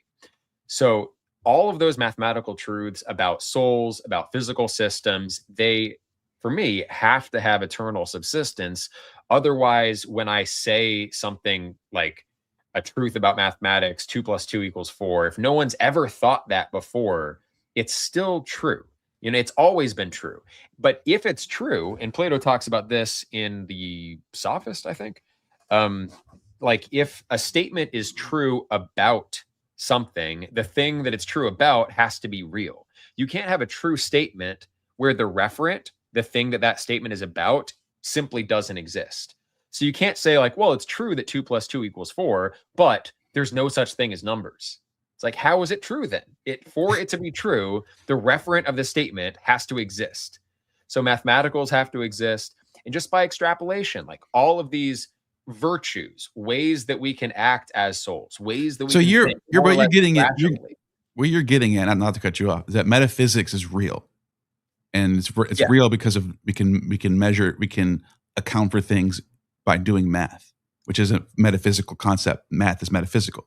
Yeah, essentially. Yeah. And there's a hierarchy of metaphysical principles. There are lower mathematical things that are prior to physical things. This is very interesting. And govern them. But then there are things that are true of all different types of mathematical systems that aren't mathematical in nature. Like math partakes of beauty. Math partakes of form. Form isn't a mathematical. It's a form, right? It's beyond that. It's this. You also have like a ratio, a divine ratio that is present when you look at beautiful things. For example, there's a certain ratio which is mathematical that, for some reason, our brains, when we see a beautiful flower or a beautiful face of a woman, and we're just attracted to it.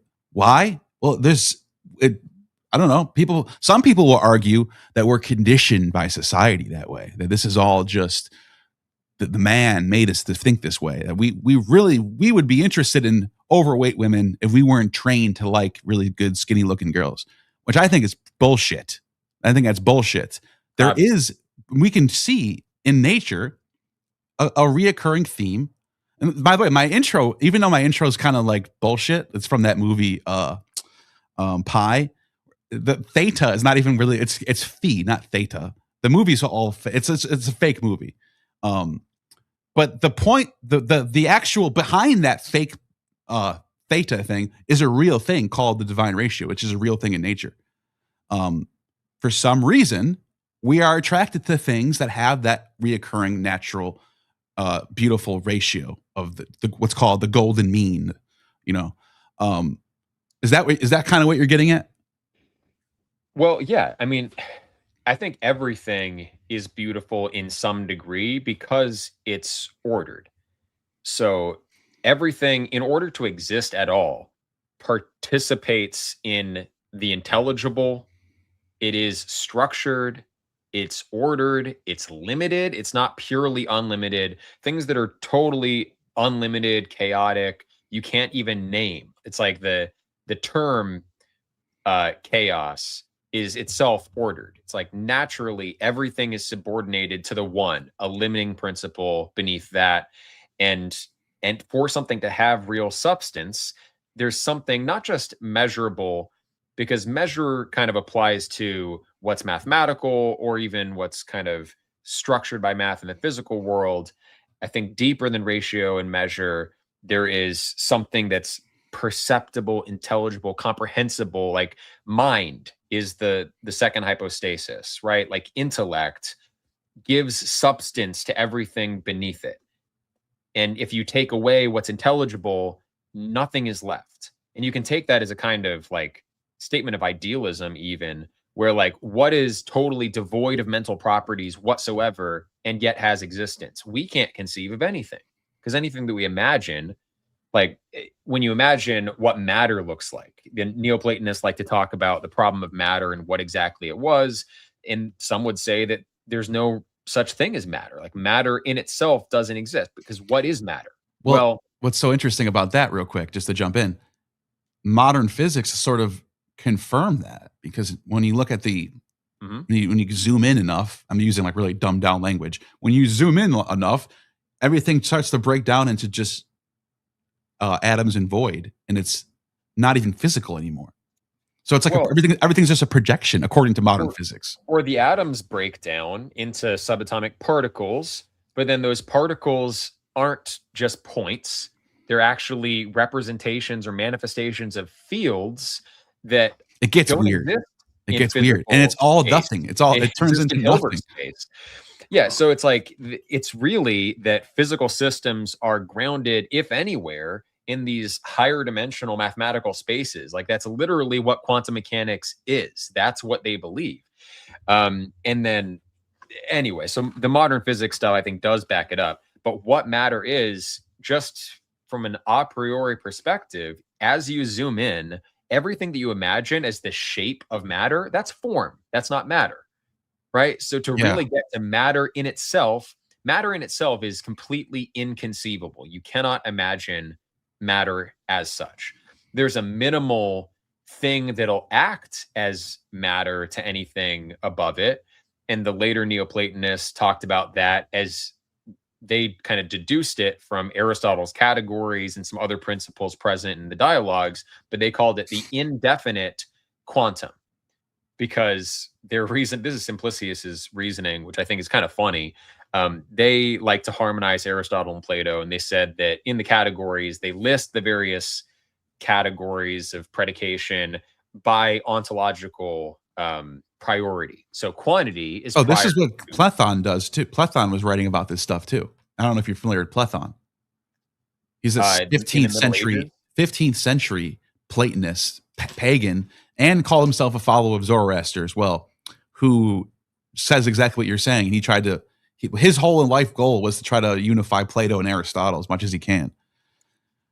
Which is even that, is that even possible? I don't know. What do you think? I think Simplicia does a really good job, actually. But anyway, you have to get in depth into both texts, like Aristotelian texts, Platonic texts, and just look at specifically what Aristotle's saying. I think very often Aristotle it's hard to really get at what he is positively claiming versus what he's Sure. simply describing. I You can read agree. him for like 4 or 5 pages, and then like after you think he's been saying one thing, he then turns around and like Yes. dismisses everything he just He's said. very hard to read like that. But he Yeah, definitely, I think you can say he definitely rejects the forms, right? I don't think so, No? actually. Hmm. Not necessarily. So Simplicius, his line on this, and I don't want to miss the thing about indefinite quantum and the nature of matter, but Oh, yeah, my uh, bad. no, it's all right. The nature of the forms for Aristotle, he actually objected to them being called after mundane things because that results in confusion. Because there's no like archetypal beauty as such. Beauty as we know it is one thing, and that ought to apply to things in the mundane world. So he kind of reduces it to this terminological issue. But in the 12th book of the Metaphysics, when he's talking about the unmoved mover, and like join that with the principle of the active intellect, which is universal. The active intellect must contain the archetypes of all things, because according to Aristotle in the De Anima, I think, that's how we recognize universal patterns.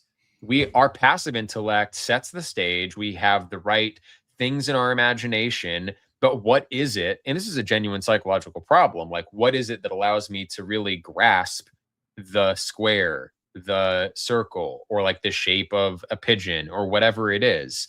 It's like, because no amount of induction can really perfectly get you there. That you lock into certain archetypes. And now, like we know psychologically, there are instinctually built in archetypes where you can show Damn, that's like true. some prey animals the outline of an extinct predator species, and they'll react specifically to that form because that archetype is actually present there. So Damn. anyway, in Aristotelian terms, that's the act of the active intellect, which we all participate in. If all of those universal principles are there in the active intellect, and if thought thinking itself, well, what is it thinking? What's the substance of thought thinking itself? It's all of those ideas, all of those noetic structuring principles Hmm. that Plato would call the forms. Yeah. And I think that's what Aristotle is really describing in the act of the active intellect. He's But he just, doesn't put I it think together. Aristotle's just trying to be more rational about it and not try to get too theoretical. He's trying to So be as, I guess, scientific as he can without having to he's add bottom any up. extra. Yeah. Yeah. He wants to go bottom up. Plato thinks he always Top like the down. first example is the highest thing. That's a When he good way lists to it. look at it. Wow. That's Simplicius. You've thought about this. I can tell. Simplicius thought about it. Okay. And then so anyway, going back to the matter thing. So Yeah, I cut definite you off. Yeah. quantum, I just want to relate Simplicius's reasoning here because I think it's kind of historically neat and also like grounded. It sounds like quantum physics. It's the reasoning behind quantum physics, I think. Because quantity precedes quality. When you remove, and this also uses Proclean principles of metaphysics, where the higher structuring principles emanate their influence further. Because what's higher is more potent. What's more potent is going to affect more things rather than less things. And so the higher structuring principle of quantity extends further than the structuring principle of quality. And that's sort of true. Like as you zoom into something, at one scale, we see qualitative features like color and whatever. And then as you get deeper and deeper and deeper, the best mathematical description of physical systems ends up being like it's bits of information, it's basic quanta. But Simplicius goes further than that. It's not just like the number one. It's quantity, but it's not any particular type of quantity because, quantity is divided into discrete and continuous, or however else you want to cut it up dialectically.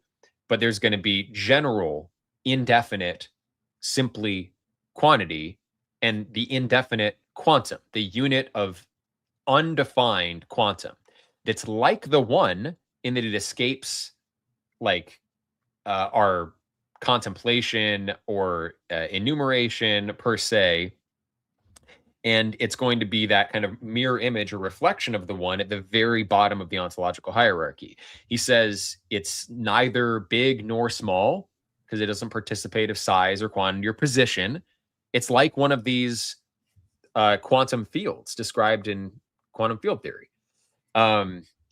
except even more generic than that. If anything, it's like the kind of source field of all other fields that has to be there. Anyway, These Greeks were fucking smart. That's all, you know. I think it's an ancient science. So Yeah. when I first read Proclus, I read the Elements of Theology, and this is after reading modern philosophers. I read like, you know, Schopenhauer and Locke and Leibniz and you know, a bunch of people. And when all of them, like, I could kind of wrap my mind around what they were talking about, and it didn't seem that mind blowing. I had kind of already reasoned from modern physics and thought in my own way, and I was like, well, I kind of like what I came up with. And then Proclus, just with the first proposition, that's a whole nother. Trying to read Yeah. Proclus is a whole beast in itself. The Elements of Theology, it's 211 numbered propositions structured like the elements of geometry. One builds on the next, and it like stopped me in my tracks, and I was spending like 5 or 10 minutes just contemplating a sentence. That's what I was just going to say. If you try to read Proclus, I'm telling you, you will not get past one page for a week. Takes you a week to get through. Because if you want to you could read it as fast as you want, whatever. To understand it, though, you're going to have to stop and go, what the heck did he just say here? The nine muses of the three triads, and the monad has subservience, and there's triads of triads and triads of more triads, and it's pretty heavy. Logic to it. It's surprising how much there's a logic to it. And anyway, that's when I kind of first gave credence to maybe the ancients didn't just come up with like generic mystical guidance. And that's when I dove back into Plato more than I already had, and kind of why I'm on my current course of study with all of it. But anyway, I wanted to bring up matter and soul and like the nature of what exactly is real. Yeah. Keep going. Because I want you to bring this all out and then kind of bring it back to why this applies only to Christianity, or why should we take this information towards a Christian way, if that makes sense. But I'll finish your thought though. Yeah.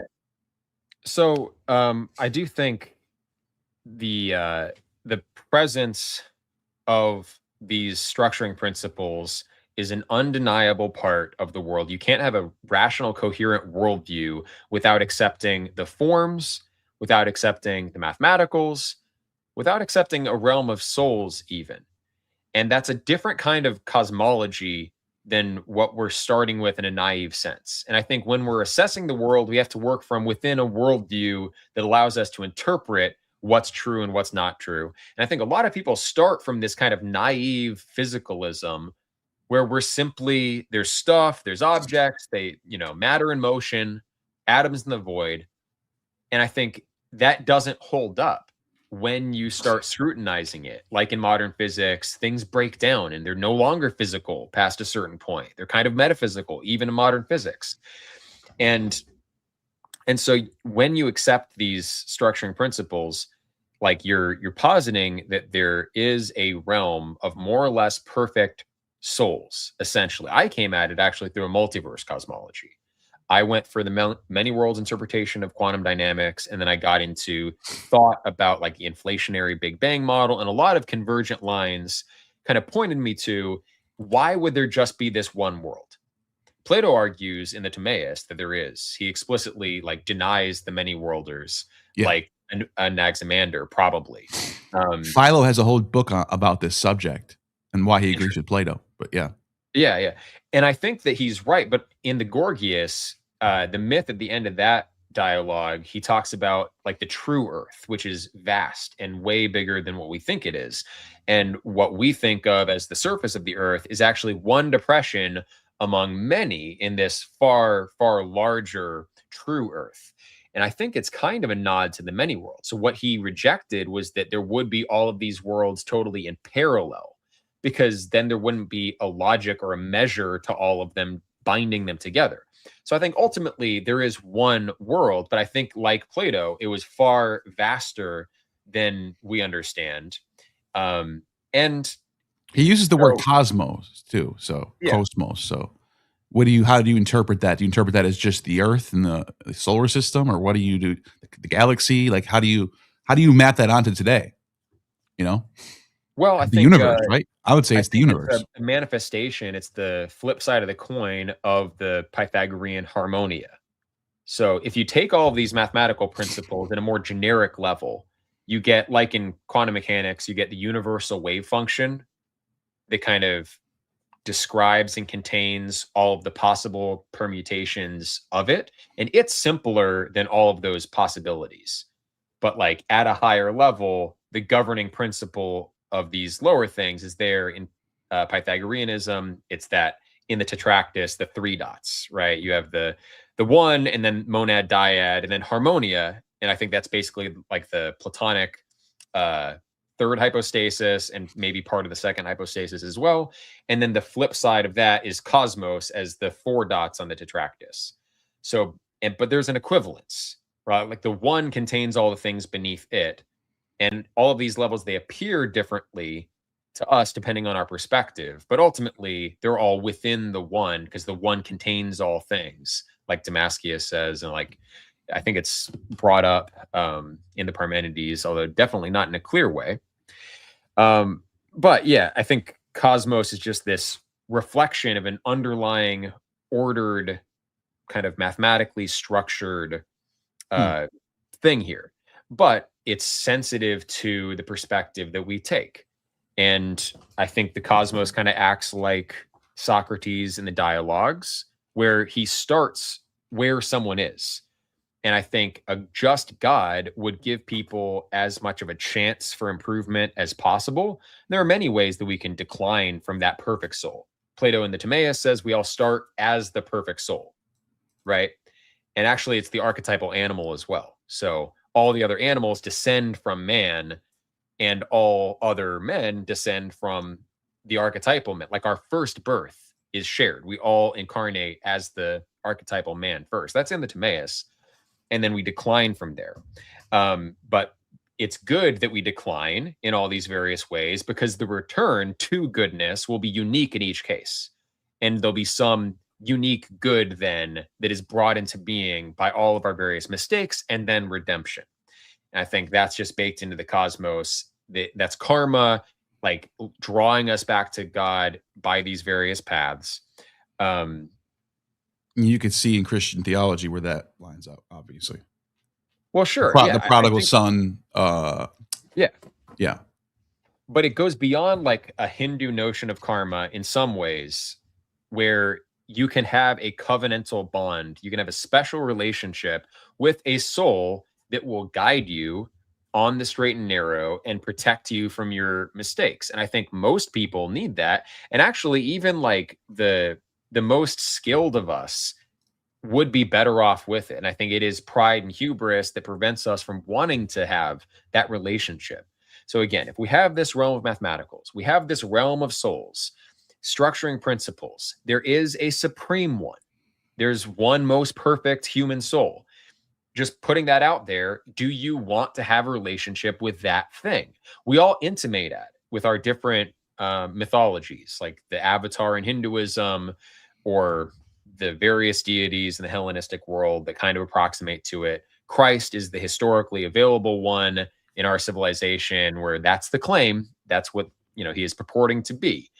So do you want to have a relationship with that more perfect soul, or do you want to just go your own way? And if so, why? You're asking me? Sure. Well, I think obviously, if we're agreeing on the metaphysics and how we get there, then yes. My question would be, why would Christian theology be the vehicle to find to access this one, or to find, to, I don't know, to get into graces or to have salvation? What is it about Christianity that becomes the only vehicle for that?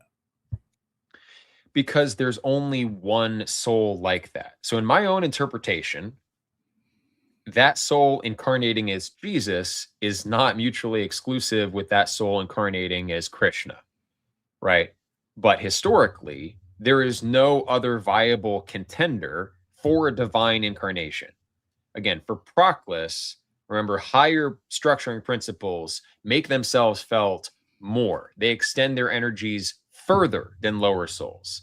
So if lower souls like Plato, and he's still basically a divine soul to me in some sense, not the divine soul, but one of the divines.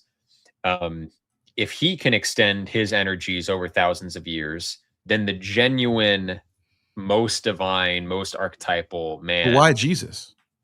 Because who else over the last 2,000 years even claims that in a credible way? If it was the real deal, I don't know. Pythagoras? Pythagoras is not as well known as Jesus. He's not extended his He effects what? He definitely was in his time. And at a certain point. Yeah. But yeah. also, like, the claim there is Apollo, not like the one. Yeah, but I would reject that the one is giving birth is because and if we're going off Plato's definition of the one isn't concerned with reaching out to some Jewish woman named Mary to get her pregnant with his child. In my opinion, that doesn't make sense for Platonism, in my opinion, because the one is just all like it's. I think there's parts of where Platonists kind of tell us the one is not even attainable to us. We have to go through mediators. So why would Mary? I mean, I guess in that case, you have an angel meeting Mary, not the one himself. But like, still, I don't know. I just kind of reject the idea that the one is concerning himself with just going to this random place in Judea to give birth to what they've been prophesying in their prophets. I don't know. Why would Yahweh be the one? I have so many questions there's so many avenues to go down in this. Eternal beings don't make choices in time. They don't concern themselves arbitrarily. They have that kind of stoic regard for equality. They bestow their benefits on all creatures. And it's whether the creature turns their energies towards the source or not. That's like whether something participates of a form. It's whether the substrate is ready to receive the form. So where the substrate would receive the form, if Plato's philosophy is true, the most Platonic of societies might prepare at a particular point in time that was optimal for receiving this message. Providentially, fate aligns, and there is a possible birth of this most perfect soul to redeem mankind, benefit the maximal number of people, and usher in a new age. The problem for me,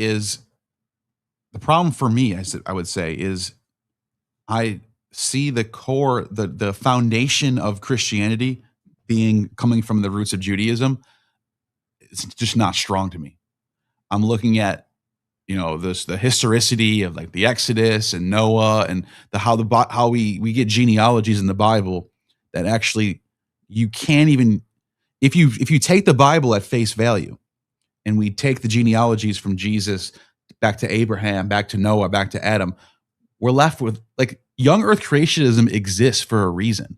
They're just reading the Bible and getting that. They're taking the Bible before science as their axiom. And they're going, the world has to be 6,000 to 7,000 years old because the Bible says that.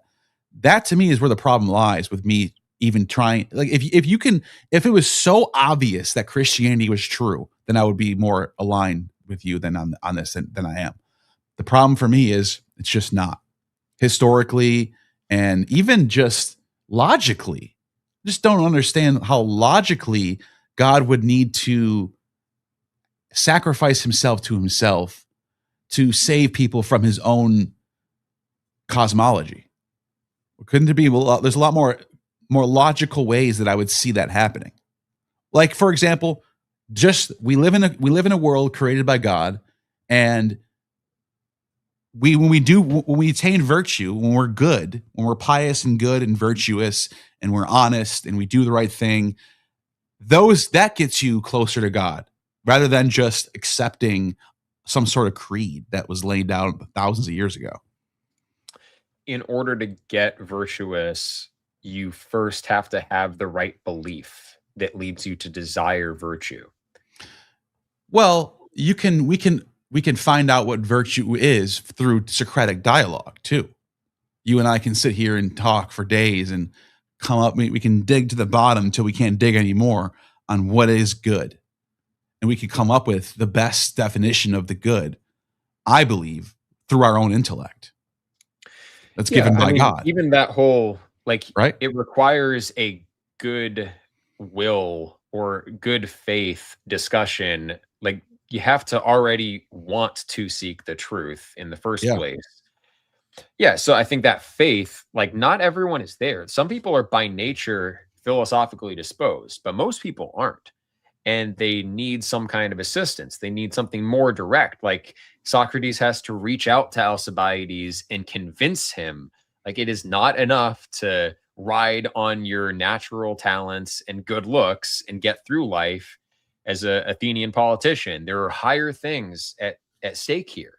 So I think Jesus presents that in a way that's undeniable, that makes people question not only their own lives and their own fate of their soul, but also where history is headed as well. And like, what is the fate of the world as a whole? Or, as I pointed out in the beginning, or were the gospel authors themselves either Platonists themselves or adjacent enough where they agree with the Platonist tenets of what a perfect man incarnated God should be, like in John, for example.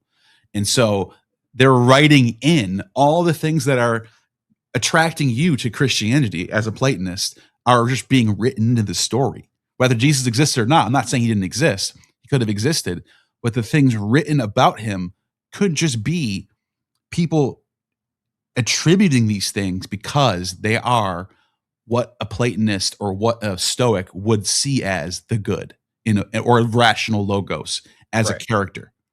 So as a vehicle, it works. Possibilities can be discounted, but also if there was a genuine incarnation of God, there would still be historical ambiguity around that. Right? Sure. Like, possible. Yeah. So how can you discriminate between those cases? For me, actually, going back to like why this is what I believe, I don't think it is determined like in a hard way. I think our choice and our faith makes a difference in historical matters even that are not yet decided. It's like quantum superposition. It's like, is the electron here or there? Well, before I observe it and I interact with it, the fact that I'm even like measuring, the fact that I'm like you're casting a spell in a way that's going to influence it. Yeah, you're casting some sort of metaphysical spell into the cosmos that has a ripple effect. Well, sure, yeah, you can put it that way, I guess. But looking back at that character, I think Plato relies heavily on ambiguity, and it's effective because there's power in leaving that why did Socrates refuse to leave writings? Why did Pythagoras not leave writings down?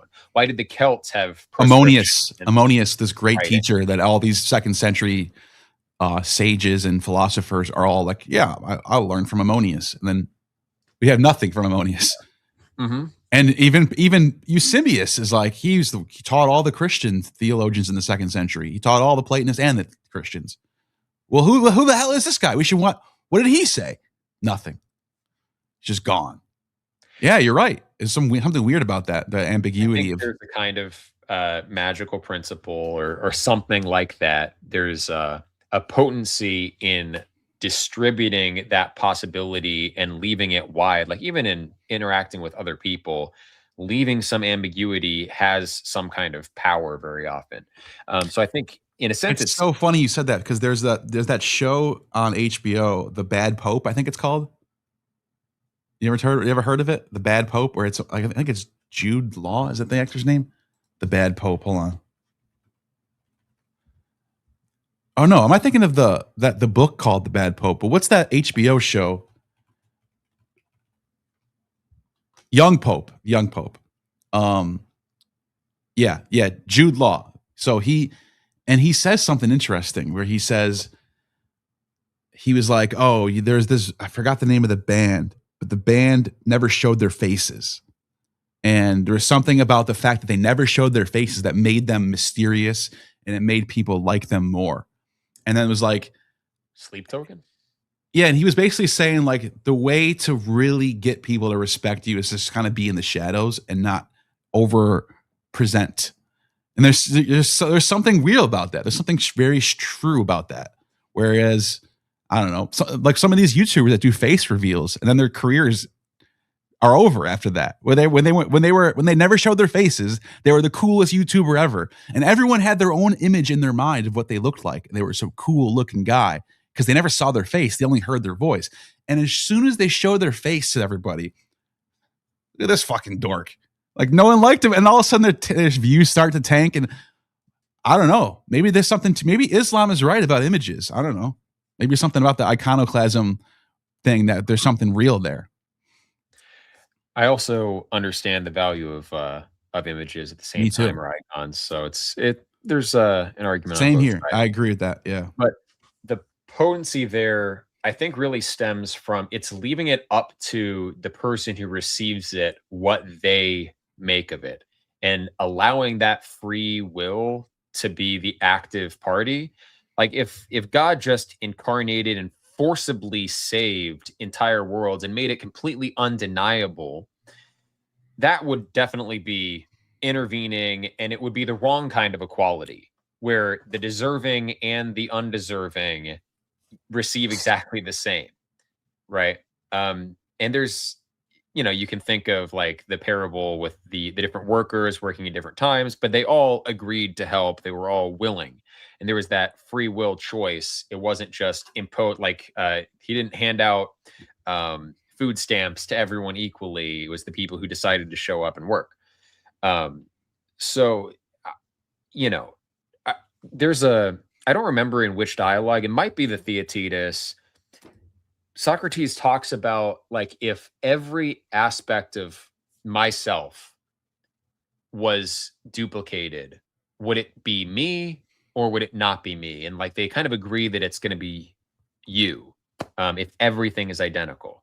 I think that's how reality kind of works. So the principle in quantum mechanics where things are in superposition until you interact with it, I don't think that's just really small things and the way small things behave. I think there's a certain amount of definiteness in what we are, and the background isn't just one thing, one world. It's kind of a superposition of possible worlds that we could be in. Just like one position on the chessboard equates to many different games equally. You can't know just that position. This sort of points to the reality of metempsychosis. For anyone who doesn't know, that's the Greek word for reincarnation, where you have a certain amount of possibilities of what a soul would be and how a soul would interact. And like even Christianity made the point that John the Baptist was Elijah. What did they really mean? He literally was Elijah, or was he the same soul as Elijah? And like, and what you're saying is there's all these different possibilities of how we would interact and what we would do. And if you like restarted time all over again, would everything play out the exact same way, or would it be kind of the same with a little slight variations going on? That points to something. I think there's something true to that. Yeah, I think there are genuine degrees of freedom. I don't think the laws of physics are simply deterministic. I think we as actors select the world that we're ultimately in. However, I think the map of what's possible is objective and known in the mind of God. That's like all of those mathematicals that are really there. Like all the logic of all the possibilities. It's why we can navigate them, discussing the life of Jesus and whether he was a historical figure or whether he was an observant Jew or whether he was like a Gnostic himself or an Essene or whatever. These are all viable, logical, like coherent possibilities that adhere to their own respective nomos. The law there based on the data, right? Genuine. Yeah, based on the data, the two things that are kind of constraining it. So the data in this case doesn't narrow it down to just, and the data really never narrows it down to just one possibility. Even mundane situations, like there could be some, daimon that's creating dream images, and what you think you're seeing is actually caused by this simulation or whatever. Like these, and in my mind, like, are we in a simulation or are we not in a simulation? I don't think that's determined. I think it's sort of up to us whether we're in the fallen demiurge archon world that is simulated and not the genuine world, or whether we recognize that actually we're grounded in this higher creative principle. I think free will actually situates us in a cosmos that is either fallen or not. And I think that's also part of what Jesus offers. But again, specifically looking in light of that kind of metaphysical principle or whatever you want to call it, because when I look that at same metaphysics exists in Orphism, the Hellenistic, I should say, Orphism, where they believe that the cosmos was created because Zeus was angry that the Titans devoured and ate his son Dionysus. They ritually consumed his flesh, ogma, whatever it's called, the ritual eating of his flesh. And Zeus took all the Titans and killed them all. Kills them all with thunderbolts, and then takes their bodies and forms the cosmos, the entire cosmos, with their bodies. And because of that, we all have fallen nature, because all of our bodies are made up of Titan flesh, but all of our souls are because they ate Dionysus. All of our souls have Dionysian souls, which is pure. So that whole fallen, what is it called? Original sin metaphysics is there. Yeah. No, and the whole heaven and hell dynamic. There's a lot of, whether you want to call it foreshadowings of Christianity or whatever. I'm a perennialist. I think these truths, you'll find them if you are seeking the truth consistently. And with Jesus, it's like it's ambiguous enough because he chose not to leave writings. His window where he actually was active was relatively narrow. The way that he passed down his message was intentionally enigmatic. He told parables so that the many would not understand. And I think and also like the moral teachings are so. That's what Orpheus was doing too. Orpheus literally says, these revelations that I'm giving to you are the profane getaway. Just don't even listen. It's not for you. And for those who are initiated, come here. So he had a very similar way of the and that's in the Orphic hymns, if anyone's wondering. I think Derveni Papyrus as well. Derveni Papyrus is another one. They just found this random text in Macedonia. It dates like the 3rd century BC, and it's Orpheus giving these secret revelations to people. It's also the first text recovered from Europe, period. Yeah. It's the oldest European text that exists. It's the Derveni Papyrus. It's fascinating. So there are these signatures of like when there's a genuine sage, wise man, like the sort of short, pithy saying that's attributed to all the sages in ancient Greece. Like Jesus has these one-liners that are very potent, that are memorable and yet simple, and also leave room for a bunch of different interpretations. There's the trope of like these kind of conflicting magicians, conflicting miracle workers. And when I look at like, this is someone who understands these principles of magic and how to leave a mark on history, and also how to really transform people's lives, because that's just demonstrated in the fruits of Christianity and what it's actually done. And I think what a thing is this is another Platonic principle, definitely from the Sophist, where what is the nature of existence? To be is to affect or be affected. So a thing's causal potency is what it is. So what is Jesus? Well, look at that causal potency. That's the sum and substance of what he was. What's the historical enigma? Like the substance there. Again, for me, it's like it's sort of indefinite relative to where I am, and what I choose to believe has some bearing on what the real substance is. But whatever it was someone who was acting in a way informed by true principles of reality, sufficient such that he launched this worldwide, world-shaping, world-changing phenomenon. And it looks like other wise men who also sometimes claimed to be of divine origin, but in an exemplary way, in a way that surpassed the others. I feel like if there was a reboot and another reality played out where there was just an Orphic tradition that instead of Theodosius decreeing that everyone's illegal except for Christianity, he decreed that everyone's illegal except for Orpheus, we'd be having this conversation right now. And I think you would be saying that, well, the Orphic tradition is obviously the one true vehicle. Oh, you muted all of a sudden. Oh, I muted There we go. myself. Yeah. So in that parallel world, the Orphic tradition would be where that incarnation took place within, and I'd be making that argument.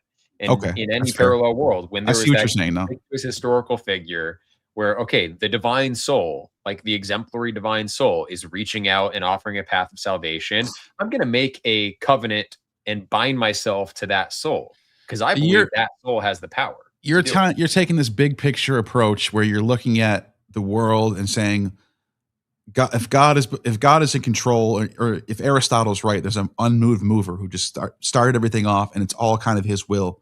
Well, which of these traditions sort of wins, I guess? And you think the answer to you is Christianity. Well, yeah. I mean, what is the other contender? Well, I think you can make the case for Islam. I think a Muslim. I think if we were in Saudi Arabia right now. I think if we were in Saudi Arabia right now, there's no divine incarnation. Right. No, forget about all the how we can debate if it's true or not. If right now you and I grew up in Saudi Arabia, we're Arabians, and we think like the royal family is the richest and most powerful people on the planet, and Islam is taking over the world. Look, we took over the whole Roman Empire. We took over Jerusalem. We took over. It's so obvious that Islam is the truest God. So clearly, that's what they think, and I just think there's a lot of subjective and a lot of nuance in how we determine which one, rather than using reasoning and using our intellect to decide what is the most true. Well, but also you have to take into account the personality of that divine soul. So I think you can get the reasoning done up to that point where you accept that you ought to be looking for this divine soul in the history of your world. And then there's not just like rational consideration from there. There's also, can you establish a relationship with that soul or not? And a lot of people effectively establish relationships with Jesus. And I don't think there are many other contenders like that. Krishna, Rama, the avatars in Hinduism, they do that effectively. But also, those were supposed to be very deep in the ancient past, way before Jesus. And many Hindus think that Jesus was an avatar. Yeah. So I don't have a problem with that. Yeah, and that's another case you can make right there. Hinduism being how old it is, going back to the Bronze Age and surviving through the whole entire Islamic period, and being like, and they're still sitting there. I bet you in certain parts of India, they are convinced that Hinduism is the only true religion, and they're laughing at Christians right now. Like in their minds, they're just, But then some of them accept Jesus as an avatar as well. Well, Islam accepts Jesus as a prophet. So right, they can just say all the stuff that Christians are saying, we believe it, but he's just a prophet. Something like that. Something silly like that.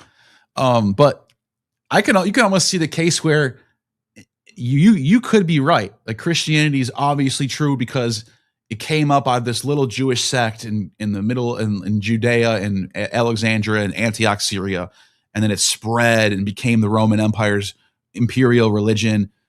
And it's like, so far everything looks good. Like, yeah, wow, it's doing that. Oh, look, the Goths just converted, and now the Western whole world is all Christian still. Whoa, Christianity's blowing up, and then all of a sudden Islam comes like a dark plague or a dark like thundering storm from the east, and just kind of, and that makes me think that whatever the will of the one is wanted that to happen, almost to say, no, not so fast, Christianity. You're not the one true vehicle. Yeah, and I think it was to rebuke orthodoxy. I think like Christianity went off the rails when like into legalism and stuff. Is that what you're saying? Yeah, they became the Pharisees in a way. Yeah, exactly. Yeah, I mean, there's a lot of parallels. That's a possibility. The imagery of the Vatican, and then compare like the historical life of Jesus and what he taught and what he advocated, and it's like somewhere there was something lost in translation, and we missed the message. But like, taking this kind of minimalist gospel acceptance, Jesus acceptance, for me, that leaves me open to considering modern science and kind of going about my life as usual. I just have to follow the moral commandments of Jesus. That's what he says. Like, if you love me, follow my commandments. That's kind of what it's about. He gives the rules. You form the relationship with him. You do those things. I don't see any problem with following the moral commandments that he lays down. Well, a lot of those commandments, like we already discussed, in a perennial sense, exist in like the Pythagorean sentences, for example, where you have like treat your mother and father good. Don't ever abandon your mother and father. Always be honest and don't steal, and like all these like basic things that we should follow. And like, what in your worldview, someone's following all these tenets of the Pythagorean sentences, and they're living a pious life, a virtuous life, and there's a 70% overlap with what you're doing. Maybe not with they're just not following Jesus, but they're doing all of the commands that you're being told. They're living that out in their life through Pythagoreanism, through Apolloism or something.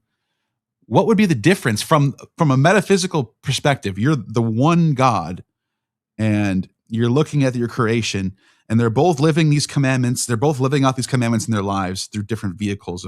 One of them is Christianity, one of them is Apolloism or something.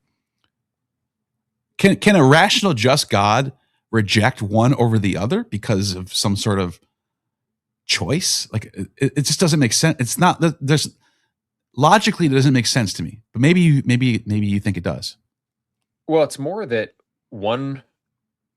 you choose to make some kind of covenant with that soul, or you don't choose to do that. So it's, again, the gods, or God bestows his energies on all. And whether we turn towards How did you him, come to the conclusion that some sort of covenant needs to be made, though? well, because it's as above, so below. It's what happens down here. If I want to learn just as a student, I accept the authority of my teacher, at least provisionally sufficient to hear what he's saying and absorb the lesson. And maybe I can question sometimes and whatnot. But like, for him to be the teacher over me, I am consenting to that relationship. There's some kind of, contractual arrangement. And then with any of our relationships, to advance ourselves, we bind ourselves into personal commitments. And so why wouldn't you bind yourself to a personal commitment to a higher power to ensure your progress, rather than relying on your own understanding and just trusting, well, if I think hard enough, I'm going to reach the truth? Because we make mistakes. As a student, you make mistakes, and your teacher's there to correct you and keep guiding you. And I think that's kind of the model for how reality works. Yeah, I mean, it's like, okay, I get what you're saying. I know. I think we kind of see where we kind of meet I think we've reached a bottom of almost like how far we can dig to see where we overlap and where we don't. If that makes sense. Yeah, no, this is a really good conversation, covered a lot of ground. And like I said, I'm glad to talk with someone I can actually learn from on the ancient history stuff, because I'm like not even close to, there's a serious mystery at the heart of Christianity.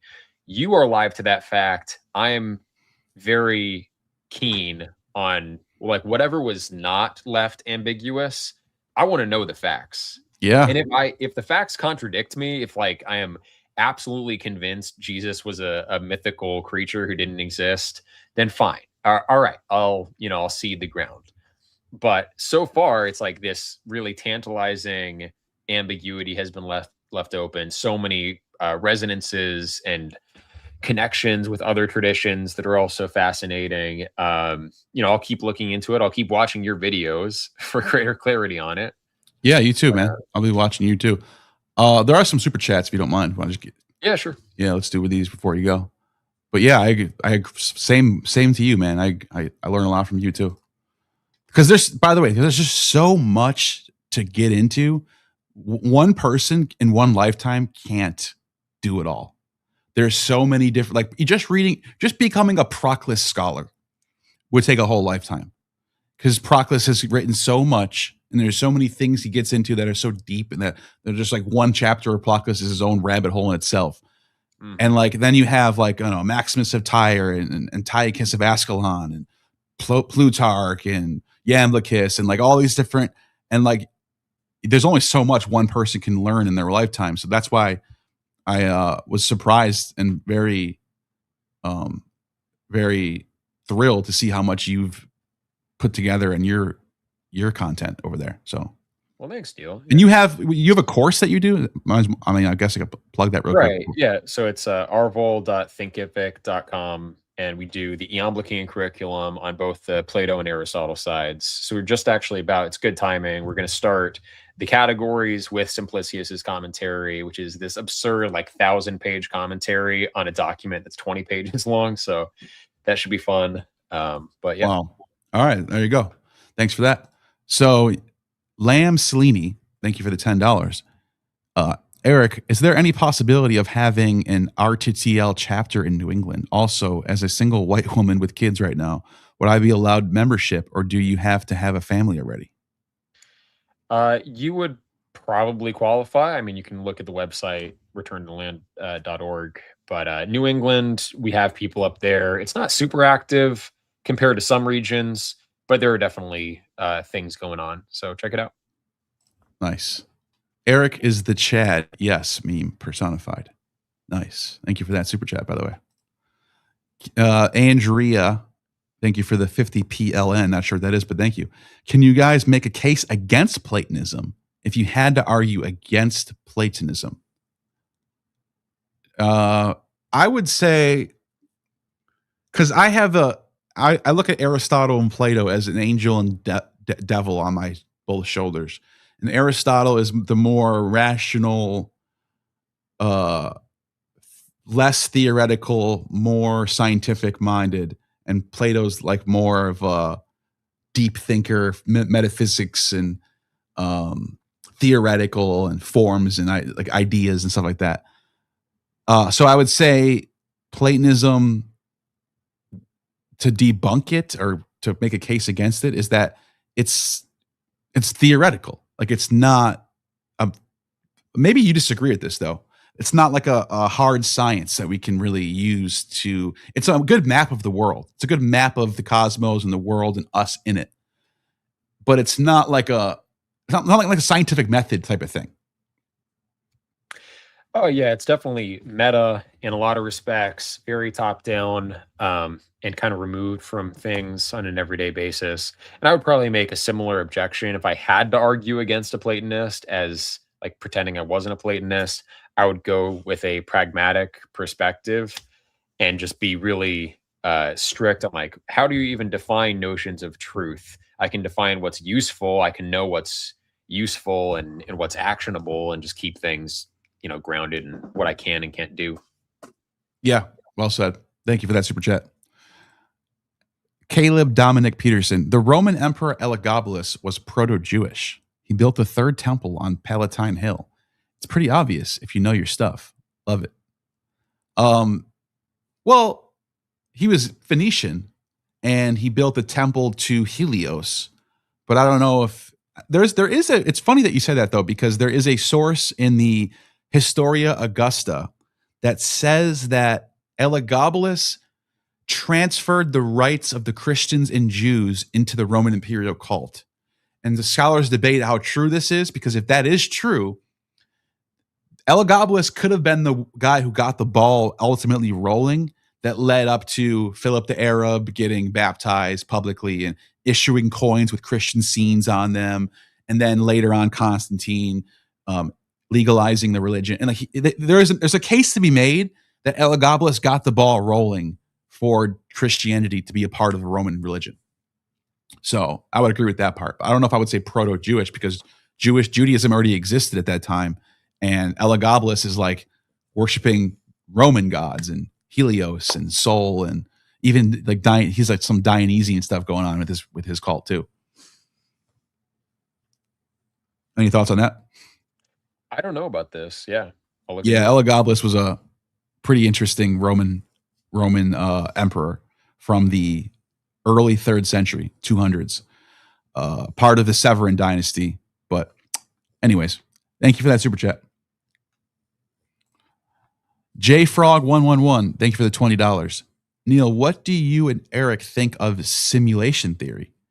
That and a very shallow study of Platonism plus your videos made me go from atheist to Gnostic. Nice. We'll love for you and Eric to do live philosophy talks with the audience. What do you think about simulation theory? We kind of brought it up Yeah. during the discussion. I think it's not true that we're in a simulation or not in one. It's sort of like it's whatever demiurge you aim at in your heart. That's the demiurge you're going to have. Yeah, because how would you know versus if the simulation is good, it would just be like a real life. So is it possible? Obviously it's possible. Can we know? Well, that would take away from the whole point of the simulation that we were not really supposed to know. And not only that, I think it's interesting how in physics and quantum physics in particular, as we both mentioned, things start to get hollowed out the more subatomic you get, and it's like almost like, is reality even real type of thing? And this is like, and I'm not an expert in physics, so I can't really know. I would have to talk to a physicist about this, but it makes you wonder, like, what the hell, man? Like, what are we in? What is this whole cosmos? It's very, the more you think about it, the more it hurts your brain. But I love it. It does, yeah. Who is this modern philosopher? Chalmers wrote a book called Reality Plus, I think. He gets into the multiverse and simulation theory really heavily. And it's pretty wild. It starts to look, and he's like one of the most respected mainstream contemporary philosophers. And it sounds like Hellenistic paganism and a pantheon of different possible beings and like, different levels of possible demiurge causing the simulation. If you want like a very sober, rational, modern philosophical approach that kind of maps onto ancient theology at the same time. Of course, he is very secular and atheistic in the way he approaches it, but you can't deny the guy's like rubbing right against the gods. So, oh wow, interesting. Thank you for that super chat. Let's see where we're at. Okay. S Mill still, thank you for the $10. I think we went from deities acting like leaders acted to telling people how to live more civilized. Hard to say what caused this philosophical moral change. Yeah. Like you pointed out, there was the Bronze Age collapse, and then there was like this period of time where things like, I wouldn't say totally chilled out, because there's always wars, and there's always the Babylonians getting conquered by the Assyrians, and the Hittites getting conquered by I'm not saying that was a complete chill out, but there was sort of an allowance of growth of knowledge to keep building on itself from the classical period to the Hellenistic period. There's this like just like straight up tick of knowledge, and what a time. It's the classical period for a reason. We measure all of our periods to that period. The Renaissance is compared to the classical period. The Dark Ages, quote unquote, of the early Middle Ages is compared to the classical. It's always compared to the classical period, because that's the golden age, in my opinion, of philosophy and of knowledge. So yeah, it's almost like strange how outsized just all of the mathematical developments from the 5th century to the 3rd century BC, even compared to late antiquity. It's like classical antiquity, you get so much in such a quick time. And it's probably, they were just especially high IQ, like a very, very smart population. I kind of subscribe to the idea that in the Victorian era, we used to be smarter. That's why we invented all this stuff, and now we're dumber. I think classical antiquity is the same way. So like classical Athens, average IQ of 115, 120, I don't know. And then they declined because the smart people didn't want to have kids. So yeah, you get people like Euclid and what's that inventor from Archimedes? Archimedes, yeah, like just pure geniuses. I tried reading Archimedes one time, and I was just like, okay, I'm never going to read this. It's too much You gotta math. read Euclid first. Yeah, you got to know Euclid first. Yeah. That's funny you said that because I actually ended up getting Euclid to read that before I went back to Archimedes. But then you have like Vitruvius of the Latin side, who's basically like a proto Da Vinci, the way he writes and the way he thinks. But yeah, those were straight up geniuses. I mean, archaeologists have found what there is only described as an analog computer, the Antikythera mechanism, off the island of Antikythera, which is like has boggled people's minds. Like, where did this come from? We didn't know that they had the ability to make this type of stuff. And then they're finding in Alexandria. Archaeologists recently found in Alexandria that they had automatic doors that they can put. Yeah. They put like metal coins in, and the doors would like trigger Steam something. engines, basically. Yeah, it would trigger steam engines to turn on the heated floor. And there's all types of weird automatic shit going on. They had like technology back then in Alexandria. Nuts. And then there's all these myths of robots too. Yeah, exactly. They had the whole myth of what is that robot's name? Yeah, I know what you're talking about. But yeah, like they were thinking of these things. And that's all it takes for people to start thinking of those things for them to actually come into the real existence. Once people start thinking of, oh, if I make a robot that's filled with oil, maybe it'll start to move. And then all of a sudden people start trying things out. And next thing you know, you actually have the ability to make a clunk of metal move because you figure out how to do it with like, alchemy or whatever. Like that's it's just crazy how you can see that in the ancient world. So anyways, thank you for that. Aristocles dialectic. Thank you for the 5. Do abstract Platonism and basically Jewish stories have to go together, though? If Christianity isn't a problem, is there still something to the Christian question? Like what question? I do think there are negative influences of Christianity in the modern day. I do think it kind of over feminizes and pacifies people. I think there's like the Christian notion of goodness and the classical notion of virtue should go together better. And really, what I think went wrong was the egalitarian elements went in the wrong direction because basically mob rule won out and all the elitist Gnostics were expelled. So like all the high IQ people were kicked out of the Christian church. And then it was only rhetoricians leading like women and children. Yeah, when you read like Valentinus and some of these heretics, you're like, damn, these guys were smart. Like this is some high level shit right here. And even their opponents like Hippolytus and Irenaeus will say this.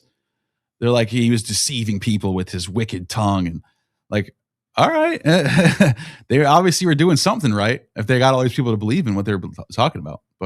And for you to have to write all these exposés, they were doing something right. But yeah, I agree.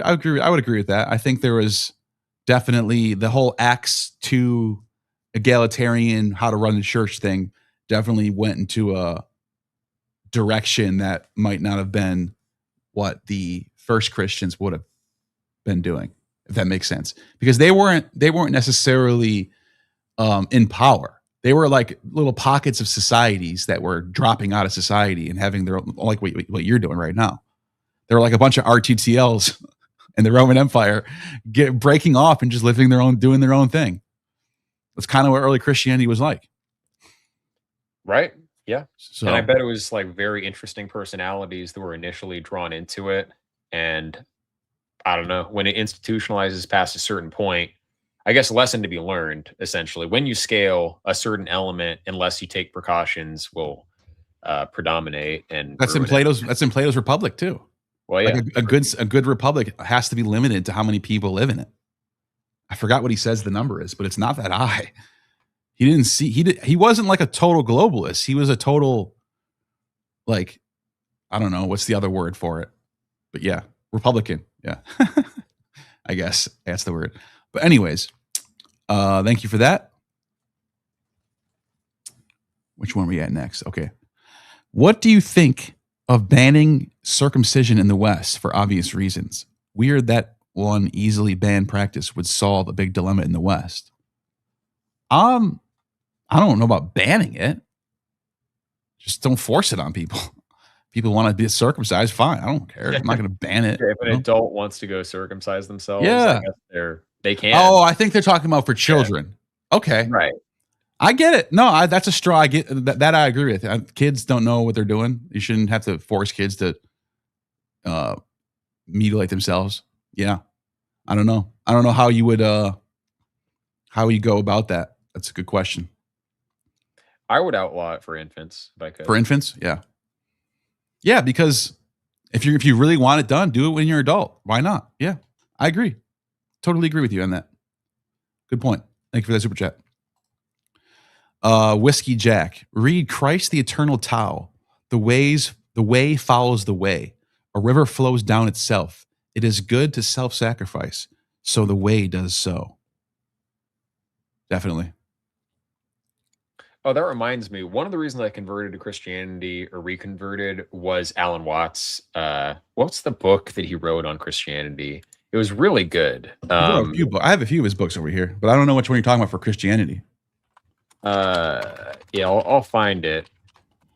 He really looked at like the Roman calendar, like Roman Catholic calendar, and Myth and Ritual in Christianity. Yeah, that's it. Yeah. Yeah, I like the cover of that one with the snake, like the Gnostic serpent. Yeah. Mm-hmm. I love Alan Watts, by the way. Alan Watts, Carl Jung. I'm all about those guys. But yeah. The Tao, anyone who hasn't read the Tao Te Ching yet, you should read it. It's one of the best texts of all time. So it's definitely worth reading. And there's a lot of things you can see in the perennial sense of there's like a triad involved, and there's like all the same sort of tropes that we were talking about in this video. So thank you for that. Caleb Dominic Peterson is back for one more. Is there any historical evidence that Judaism existed before the 1st century? I think Elagabalus and his dynasty brought it to Rome much later. Well, yeah. Judaism, as we pointed out, seems to be on the map in the Maccabean period at least at that time. Like it's possible that there could have been something leading up to the Maccabean period, but the evidence shows, as Adler points out in his book, that's the time where Judaism, as we know it, is a thing. It is now a law of the land. It is now a religion, as you will. So 1st century is a little late, I would say. Something existed. Elagabalus, by the way, Elagabalus didn't bring Judaism to Rome. I don't think he did. There were already Jews in Rome before Elagabalus. The Vespasians had a lot of Jews, brought a lot of them back. The empress Josephus was. Did you know the Titus Vespasian's? Hold on, let me look this up. Titus Vespasian. Here, I'm just going to pull up his Wikipedia right now. People need to know this is pretty fascinating stuff. He's the one who besieged the temple, so like he's looked at as like this total anti-Judean Caesar based, yeah. But actually, his here, let me do a word search for Berenike. Married a Jew, huh? Yeah, look. During his father's rule, Titus, I don't think he married her, but Titus gained notoriety in Rome for serving as prefect and for carrying on a controversial relationship with the Jewish queen, Berenike. Or Veronica, as some people pronounce her name. And this is the daughter of Herod Agrippa. This is with the queen. This is like the most royal family Jewish person you're ever going to think about. And she's like literally dating, I guess, for lack of a better term, Titus, the one who knocked down the temple. Isn't that crazy? And like I said, right. I think Josephus was essentially his court historian. Yes, Josephus was. He adopted the name Flavius Josephus. He's adopted into the royal family, and like I said earlier, not only that, one of his generals, one of Titus's generals, was this Alexandrian Jew, who was the nephew of Philo, the Platonist philosopher Philo, who's sitting there helping the Romans destroy the Temple of Jerusalem. And this is what led to some people. You ever heard of the Caesar's Messiah people? Like the Vespasian. There's like there's a whole theory of, there's a few scholars out there. It's very, very few. It's on the fringes. But there's a few legitimate PhDs who think that there's some truth to the idea that like Christianity kind of came out of that that royal family, Greek-speaking Jews like Berenike and Titus and Philo, and they all kind of got together and came up with Christianity in a weird way, which I don't agree with that. That's the theory. Yeah, I don't think so either. I do think something funny was going on. Something funny was going on. I actually said I've talked to these people, and I've even though I disagree with their total take, I've always said to them, like, I think there's some truth to what you're saying. There's something going on at that time period in the 70s AD where there's something cooking up with Christianity and the Romans, some sort of connection going on. Well, they had the opportunity to totally rewrite the history too of the first century. Right. It was a state-controlled history. Yeah. Who's going to stop you? The whole entire aristocratic system of the Jews were gone. They were all fleeing to Babylon, and there was one city they were allowed to stay in, Yavna. And the Yavna sages became the rabbinic Jews, believe it or not. That's where rabbinic Judaism started. So anyways, that's a whole nother topic. But yeah, thank you for that super chat. Last super chat. Onyx, thank you for the super chat. I know you're interested in REM theory, but can you see the error in treating race or the Apollonian archetype as ontologically fixed while simultaneously holding to Nietzschean anti-metaphysics? What do you think about this? Well, I'm not a Nietzschean, and I'm very pro-metaphysics.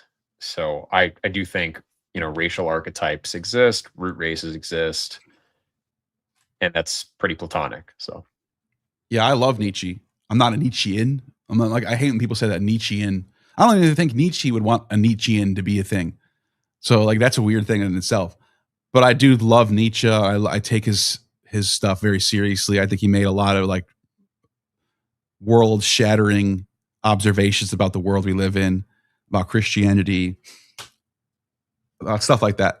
But I also think metaphysics is useful. And so I guess to answer that question, can you hold on to both? Then I would say, why not? Why can't you? Why can't you take Nietzsche as some sort of polar end to your worldview, and then look at Plato as another polar end and sort of operate in between those two? Maybe instead of having Aristotle and Plato, it's Nietzsche and Plato as your angel and devil on your shoulders. That's one way to look at it. So, but that's it. Any last thoughts, man? No, again, really enjoyed it. And we talked about so much. I definitely like to come back on or have you on for another discussion. I definitely could have you on my channel to talk about some of these Gnostic sects, because you know so much about them, and it's hard to find information on a lot of them. I'd love to talk about it. From your videos that I'm now reading, and no, it's great stuff. So there was one more that just popped up last second from S-Mill. Did Philo think or say Caesar was the Messiah? No, but there's something he does say on the embassy. This is pretty interesting. We'll end on this. I just want to show. Oh wait, Philo on the embassy. Wait, did I have to sign in here? Let me just do something real quick. So, he says he calmed the storms. Here we go. I'm going to share my screen. And just to answer this last question, this is a pretty interesting thing. Philo does say something pretty interesting about Caesar. He's talking about Augustus. And he says, I'm trying to find out where I should start here. This is the Caesar who calmed torrential storms on every side, who healed the pestilences common to Greeks and barbarians, pestilences which descended south and east, coursed west, and sowing the seeds of calamity over the places and the waters which lay between. This is he who not only loosed but broke the chains which had shackled and pressed so hard on the habitable world. This is he who exterminated wars, both of the open kind and the covert, which are brought about by the raids of brigands. This is he who cleared the sea of pirate ships and filled it with merchant vessels. This is he who reclaimed every state to liberty. He who led disorder into order and brought gentle manners and harmony to the unsociable and brutish nations, who enlarged Hellas by many new Hellas and Hellenized the outside world in its most important regions, the guardian of peace, who dispensed their dues to each and all, who did not hoard his favors, but gave them to be common property, who kept nothing good and excellent hidden throughout his life. The great benefactor they ignored during 43 years in which he was sovereign of Egypt. So like he goes on, basically sucking the balls of Augustus, dude. But yeah, by the way, there was evangelions dedicated to Caesar Augustus. Gospels. Did you know this? Let me just see if I can pull this up. Gospel to Augustus. Let me see if there's any. The Gospel of Caesar. See if I can find it. Or maybe it's Evangelion. There was these dedications inscribed on stone that literally use the word Evangelion. Evangelion to Augustus Caesar. Let's see if I can find it. Here we go. I think this is it right here. The Priene calendar inscription. Yes, here we go. Okay. And this is the last thing, and then we'll go. Whoops. So this is called the Priene. Ready to go with these screen shares. What's that? You're so set up and ready to go. I know. I'm quick with my computer screens.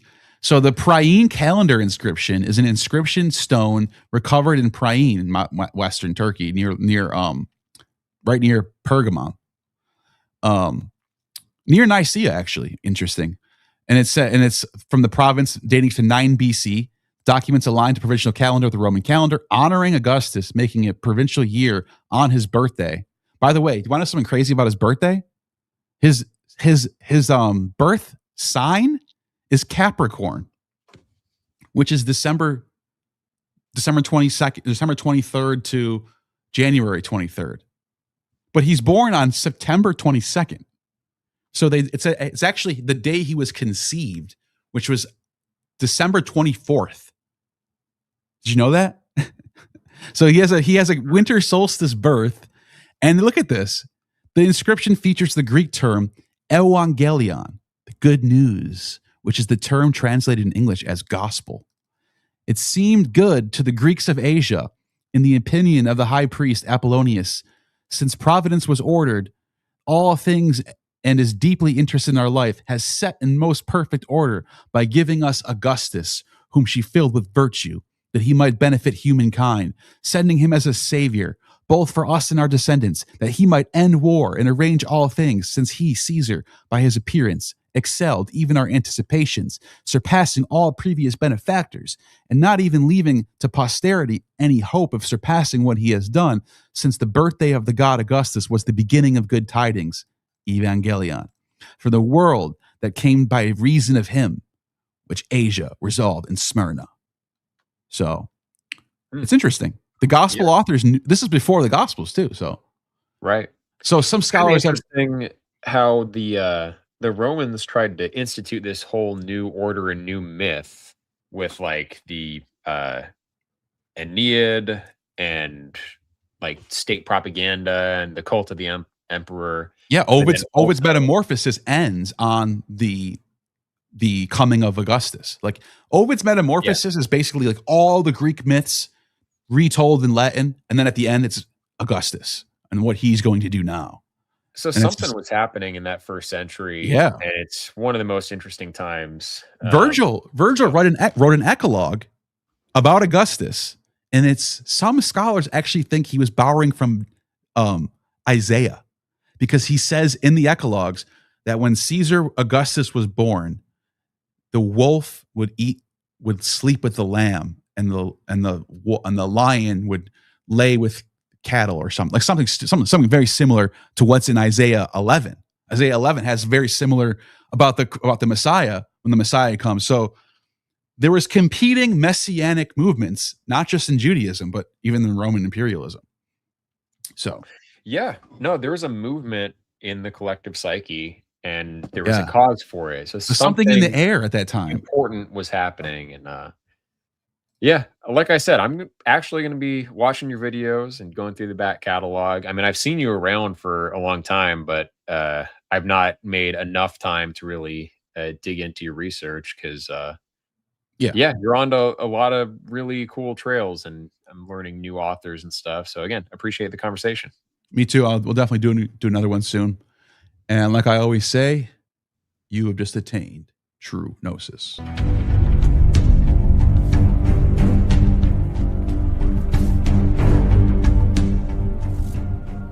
You have just attained true gnosis. The demiurge has no power over